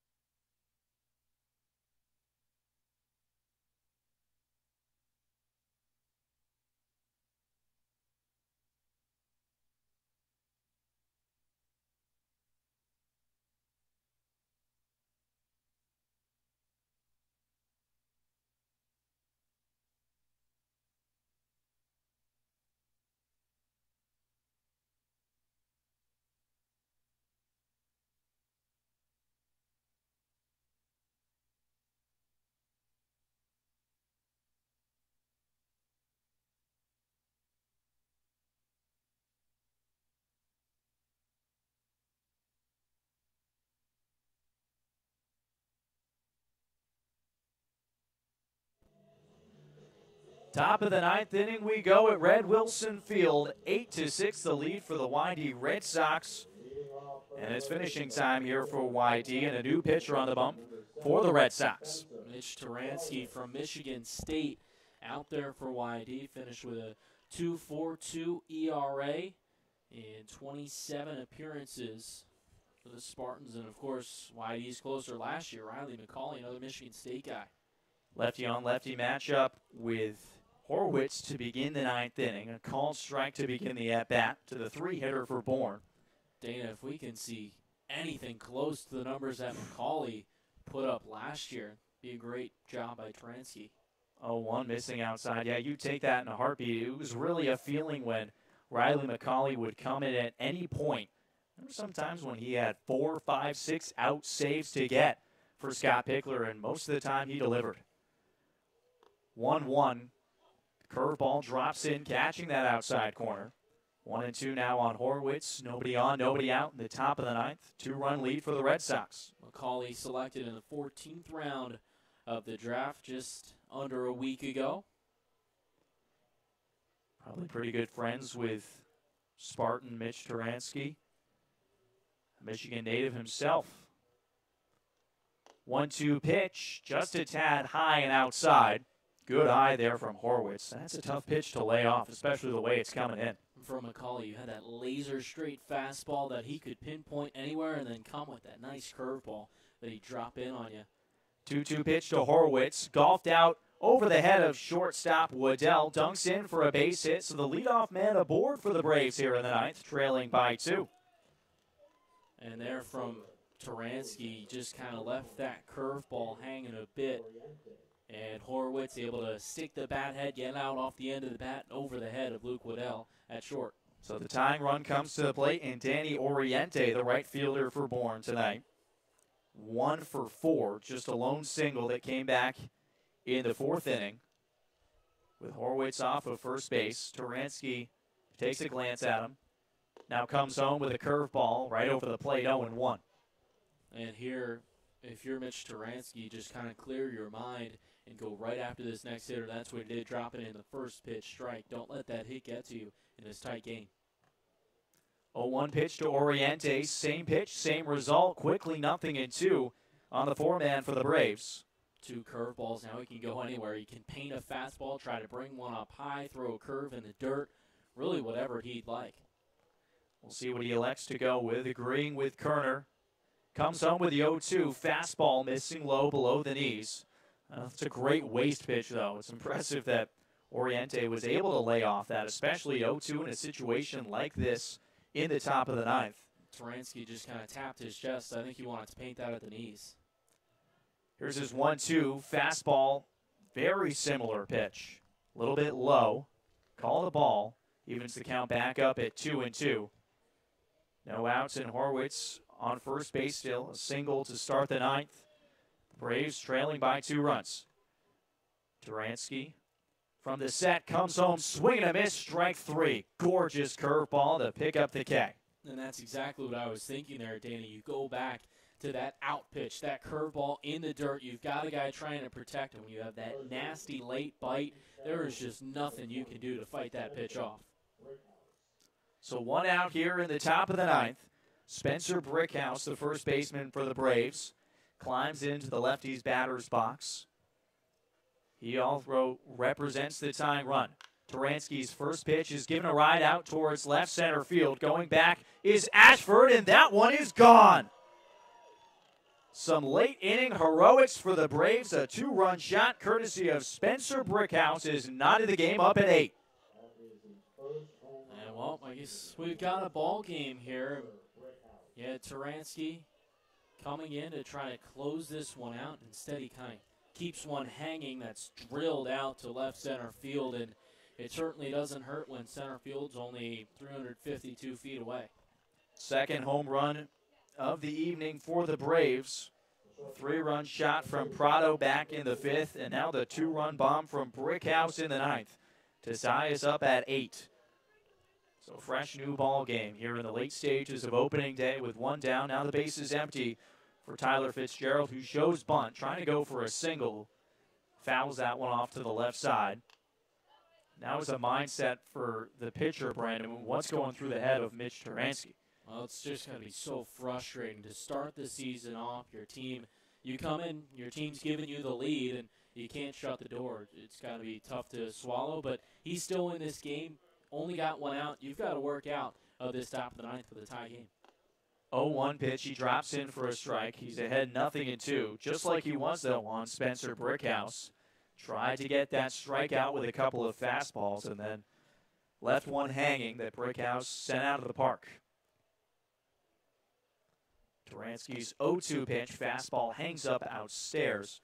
Ball and 2 strikes now with 1 out. 8 runs off of 14 hits for YD. Those 8 runs coming off of 12 knocks for the Braves.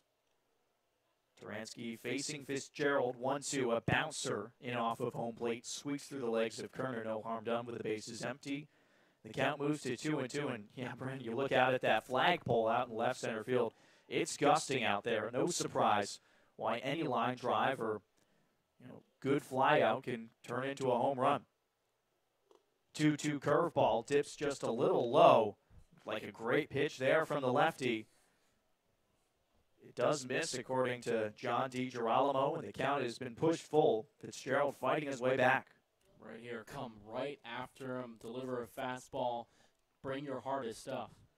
Payoff pitch, spoiled down the right side. You called it, Brandon. You did go after him. Fitzgerald with a partial answer, at least to stay alive. And in this situation, you can't give up the free pass. You got to bring your strongest pitch and try to mow him down with just 1 out. Don't want another runner aboard. Thad Phillips on deck. Payoff pitch, try number 2, dips inside, called ball 4, 1 out, and now the go-ahead run on the base paths for the Braves, and Thad Phillips steps to the plate. For YD, now some action with a right-hander out in the bullpen. But I think here this early in the season, you got to keep it with Turansky, see if he can work out of this and bring up YD with a chance to win it in the home half of the ninth. Looking ahead, it will be the middle of the order for the Red Sox in 4, 5, and 6. But some work to be done here in the top of the ninth. Turansky facing Thad Phillips. He'll toss over to first, though. Fitzgerald back in, standing through a couple of steps.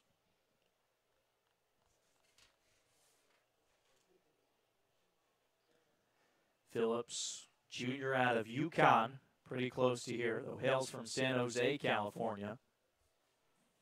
Still awaiting the first pitch from the lefty reliever. He'll have to wait a little bit longer as he bounces that over towards first. Nice job by Dyer to keep that one in front of him and keep Fitzgerald over at first base. Right now, Sam Kessler out of West Virginia warming in the YD bullpen, right-hander. Turansky facing Phillips, the 7-hitter for the Braves. First pitch, fastball, tails outside. Right to the mid of Kerner, 1-0 the count. It's the 2-run bomb by Spencer Brickhouse over the left center fence just a few moments ago. That's knotted us even at 8 runs apiece here on opening day. 1-0 pitch, has to wait once again. The third toss over to first. Really worried about Tyler Fitzgerald. You can understand why. He went 23 for 24 this past season with stolen base attempts at Louisville. 1-0 pitch, fastball runs inside, 2-0. And sure, you might be worried about that runner over at first, but most of your attention, really your full attention, has to be with Thad Phillips at the plate, now behind 2-0 with just an out in this tie ball game late. 1 for 3, most recently a single back in the 8th. Here's the 2-0 pitch. Looped out to center field. Coming in is Ashford. He'll make the grab. You always want to start out as an outfielder. That's exactly what Ashford did, then worked his way in. Make the catch for the second out of the inning. Now just one more to go for Turansky. And it's Oscar Serratos, the third baseman. And the wind certainly doesn't make it easy for an outfielder kind of swirling out there. They're camped out a couple steps from the fence, just given the confines of this ballpark, especially out in center field. But there, Ashford able to come in and make that catch coasting. Serratos at the plate. Has to wait for the first pitch. 2 outs. Runner on first is Tyler Fitzgerald, walking earlier in the inning. He represents the go-ahead run for the Braves. Bourne's really fought and scrapped their way all the way back in this one. They were down 4-0 at one point after 2. Just kind of chunked away at this lead and brought it even here in the 9th. Another toss over. Fitzgerald back in standing once again. As the shadows really starting to roll across Red Wilson Field now. Across 7:30 on the East Coast. Turansky getting the signs from Kerner. Fires home with a fastball at the knees. Called strike. Turansky gets ahead in the count, and that's big. It's something that he's done a few times already here in the 9th, but it's been the pitches that have followed that have really hurt him. See what he does here on 0-1 against Serratos. Here's the pitch. Pitch out. Looked like there a fastball in the opposite batter's box. Kerner a thumbs up back towards the dugout. Looked like it was a design play, but Fitzgerald not biting. So a ball and a strike now. The count on the 8-hitter Oscar Serratos, the third baseman. 1-1 pitch. Fought off foul over the backstop into the parking lot. And the count moves to 1-2, and now just one pitch away from getting out of this 9th inning, one that Mitch Turansky is going to want to forget. The Red Sox hoping to walk it off at some point here in the 9th or in extras if they can do so. Another toss over. Dyer holding on Fitzgerald, not giving him any sort of a hefty lead. He does represent the go-ahead run. We mentioned the 23 stolen bases. Another check over, this one sliding in for Fitzgerald. Finally, he gets to dirty up the jersey as the wind really picks up at Red Wilson, swirling around. Well, it doesn't seem to bother the few hundred fans that are sticking around here to catch the conclusion of this one. 2 down, runner on first, 8-8 ball game. 1-2 pitch from Turansky, another pitch out. Fastball caught high by Kerner. Fitzgerald really not budging off that first base marker. I think at this point, Turansky's got to really focus in on the batter at hand, trying to get this final out. 2-2 pitch, spoiled once again. He went off speed on Serratos. He was able to hold back on it and just make contact, stay alive in the count. Keeps it at 2-2 with 2 down. Toke, Quintana, and Govern due up for the Red Sox, barring any lineup changes for Scott Pickler in the bottom of the ninth. Turansky's 2-2 pitch, curveball just outside. Held for a second by Kerner. Doesn't get the call he wants, though, and the count is pushed full. Alika Williams in the on-deck circle for Bourne, should he get the chance to bat.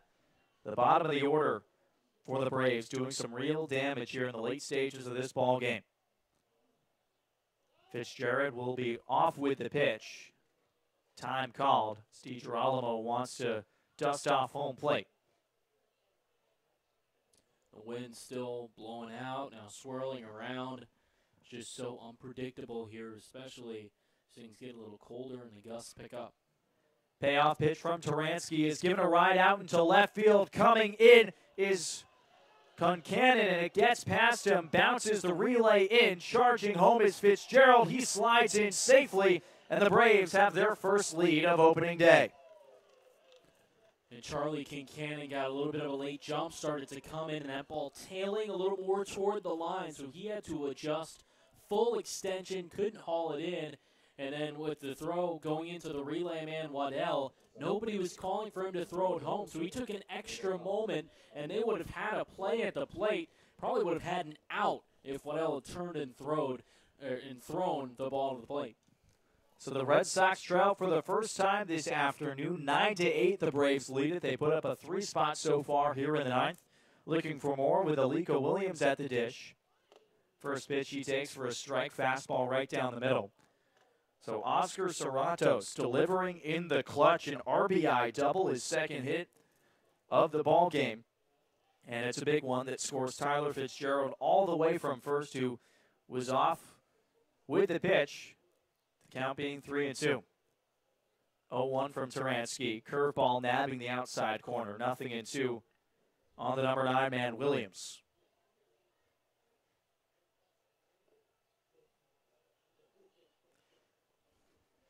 Turansky, the lefty, working in his first inning in a YD uniform. Recorded 2 outs so far. The 0-2 pitch, swing and a miss, strike 3. Down goes Williams, but not before the Braves nab the lead. They take a 9-8 advantage into the bottom of the ninth. It's going to have to be rally time for the Red Sox coming up on the other side. You're listening to YD Red Sox Baseball on the Cape Cod Baseball League Network.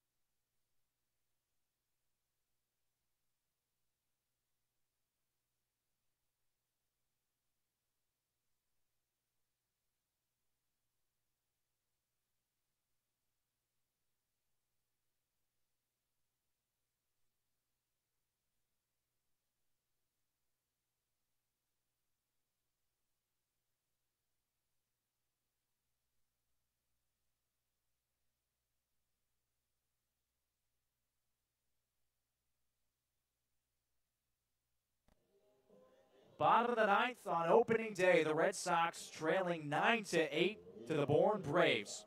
Quite a rally there in the top half of the inning by Bourne. Tack on 3 runs to take their first lead of opening day. Now it's the time for the Red Sox to respond. Matthew Toke, Nick Quintana, Jimmy Govern expected. They'll face off against the right-hander Kyle Martin, coming in for his first inning of work from Fordham. First pitch, fastball clips in, and that one hit John DiGirolamo, the home plate umpire. He's going to walk it off, and a bit of an interesting delivery here for Martin. Kind of a change between a sidearm and a sub. You got to look from that first pitch as Tom Carey and Isham come in to have a conversation with DiGirolamo and check in on him. That first pitch really stung him. That squeaked on a hop through the legs of Thad Phillips and then caught him on the left hand, where the umpire is usually holding that clicker to keep track of the count and outs. That one really hurts. That's a stinger, and he's going to tough it out. So Martin, the guy that Harvey Shapiro has tabbed with closing this game out. Sophomore from Fordham with a 1.62 ERA. Lead his team back in this season out of Oceanside, New York. Now coming in the 9th inning, a 1-run lead on opening day, facing Toke. 1-0 pitch, fastball tails outside. Driver's seat now for Matthew Toke, just making his second plate appearance. He came in to replace Mike Apries back in the 6th. 2-0 to the lefty, cutting a miss, 2-1. And from Kyle Martin there with that delivery, he's going from the windup, starts with the glove just to the right of his head, and then everything kind of speeds up from there. 2-1 pitch, swing and a miss, strike 2. Working very quickly here. Toke wants to step out and take a practice swing. Now digs back in. Nobody on, nobody out. Sox trailing by a run in the bottom of the 9th. Here's Martin's 2-2 pitch. Dips outside. The first count runs full here for Kyle Martin. Kind of a high leg kick, and then with that side arm delivery, that ball kind of catches up to you quickly. Payoff pitch to Toke. Runs inside. Ball 4. Martin falls down on the bump. He gets back up. Seems to be okay, though. The Red Sox have a base runner to start the 9th inning with Nick Quintana coming into the plate, a guy that could end this game with one swing of the bat. And Quintana, 1 for 4 so far today, was able to reach base back in the 7th inning. And a little bit of a struggle in those first 2 at-bats, starting to turn things around. He can really turn around in a big way. He certainly has the pop in his bat to do so. 6 home runs on the Cape last season. Plenty throughout this season as well with Arizona in the spring. A guy that led the Red Sox with 6 home runs last year, led the Wildcats this year with 14 as an outfielder switch from Barzell and Horwitz, moving left to right. Just a little exercise on day 1. Quintana at the dish, Toke at first. Sox trailing by a run. Kyle Martin setting right at the chin. Fires home the first pitch, misses outside. 1-0 the count on Nick Quintana. As you mentioned, just the 1 hit so far. A single came around to score back in the 5th. Now with a chance to help out the Red Sox in the bottom of the 9th. Martin's 1-0 pitch. Quintana tries to check his swing. First base umpire Tom Carey says he went around. Evens the count up at 1-1. And there on that pitch up above the letters, especially as a power hitter that can drive a ball, that looks so sweet. But you just got to hold up that swing, and Quintana realized a bit too late. 1-1 the count. Runner on first. Nobody down in the bottom of the 9th. 1-1 pitch from Martin. Missing low and away. Another good count here for Quintana. 2 balls and a strike. On the Arizona product, hailing from Las Vegas, Nevada, coming back to the Red Sox for his 2nd straight season. Draft pick back in 2016 of the Boston Red Sox. 2-1 pitch to Quintana. Fastball right on that outside corner. Perfectly placed. Evens the count back up at 2-2. Now Quintana's got to go into protection mode. Fight here. Can't go down looking. Just trying to get something in play and move Toke around. He represents the tying run here in a 9-8 ball game as Kyle Martin steps off. Resets, working on the rubber. Setting right up at his head. Righty versus righty. 2-2 pitch. Toe going. A grounder right back up the middle. A barehanded stab by Martin to get Quintana at first. What a play from the right-hander. Just after he'd thrown the ball to home, it was coming right back at him. Toke does move into scoring position, though. So a job well done from Quintana as a sacrifice version, but it does record an out. A huge play there on the bump for Martin to grab that with the bare hand. If he doesn't, that ball gets past him, and that's an awfully tough play for one of the middle infielders to make, charging and throwing on the run as they were already going to second base. Now at the plate, Jimmy Govern, right-handed hitter for the Sox, takes ball one high.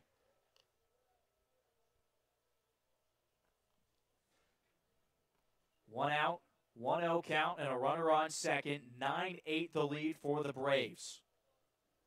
A big rally for them in the top of the ninth, putting up a 3-spot to take their first lead of opening day.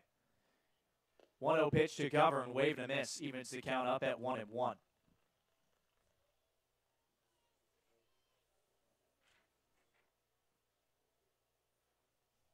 One and one to count. Wind still gusting out towards left center field. Stepping off the bump is Martin, checking on Taylor Young, the pinch runner for the Sox. As their Toke got over to first, earning the walk to begin the inning. It's Young now that will run for it. Martin glances back, fires home a fastball, missing outside. A 2-1 count now for Jimmy Govern. 2 for 4 day. He started off his Red Sox career with a couple of singles. Scored a run, earned a stolen base as well. Now a chance to be a hero now in the bottom of the ninth inning. 2-1 count on the 6-hitter with one down. Here's the pitch off speed, looped out into left center field, and that one's going to dunk in for a base hit. Young rounding third. He'll come in to score, and we've got a tie ball game in the ninth. It's 9-9. And that just off the end of the bat from Jimmy Govern. If he had squared that one up, we're probably walking it off here and going home. But doing enough there, not trying to do too much with that ball and dropping it in. Now Whitey, chance to win it. Adam Kerner now, the catcher, will climb in. The 7-hitter for the Red Sox. Now the go-ahead run, the winning run on first base in Jimmy Govern after the huge RBI single to score Young. Kyle Martin with the pitch. Fastball outside, 1-0. He falls behind yet another Whitey batter. This time it's Kerner. And Thad Phillips, who's been a little iffy behind the plate, really has to keep everything in front of him. You can't allow any free passes for Govern to advance. Kerner did hit a home run back in the 4th as Martin checks over on first base. Now you'd really have to think that Govern, especially with the way that Scott Pickler likes to move his guys around the base paths, is going to be trying to swipe second or at least give himself an advantage at some point during this at-bat. Martin sets right at his chin.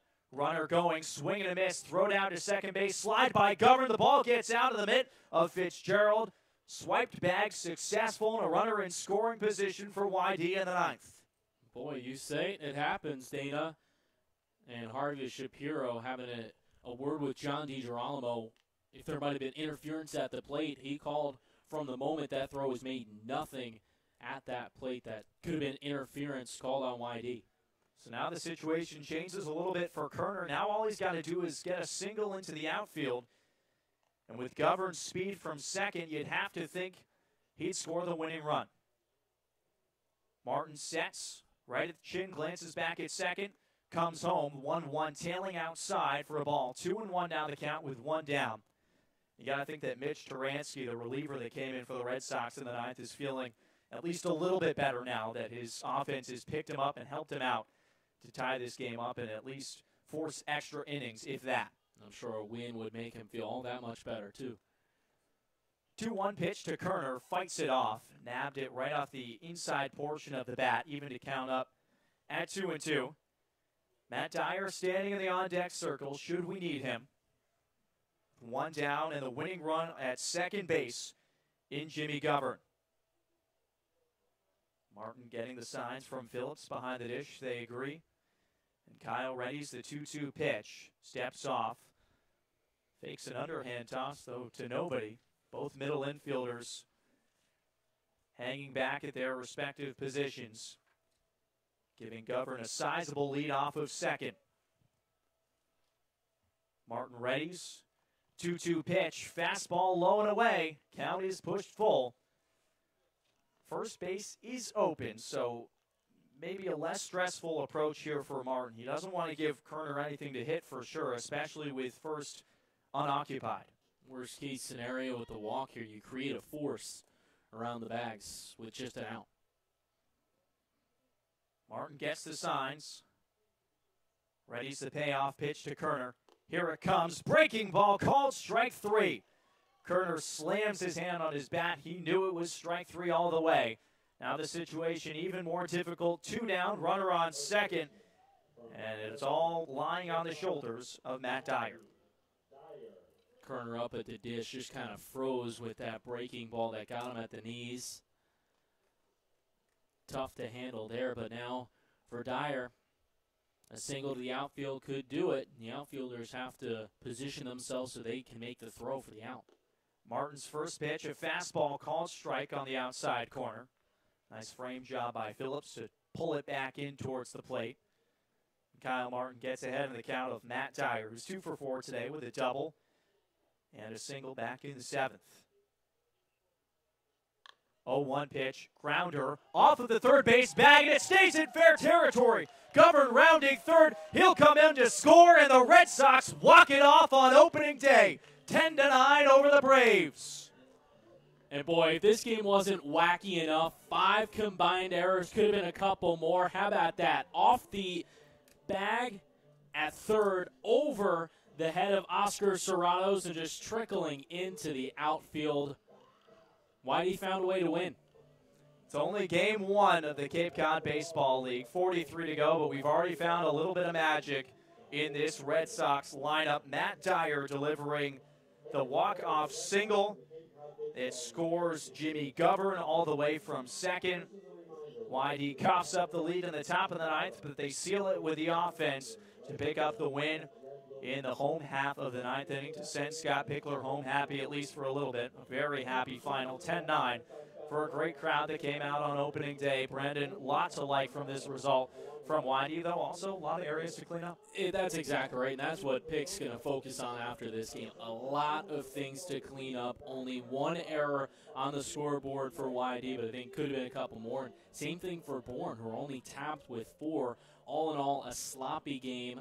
Back and forth game, the pitching staff has to be able to shut the door in the 9th. So it was Mason Erla who started things off for the Red Sox.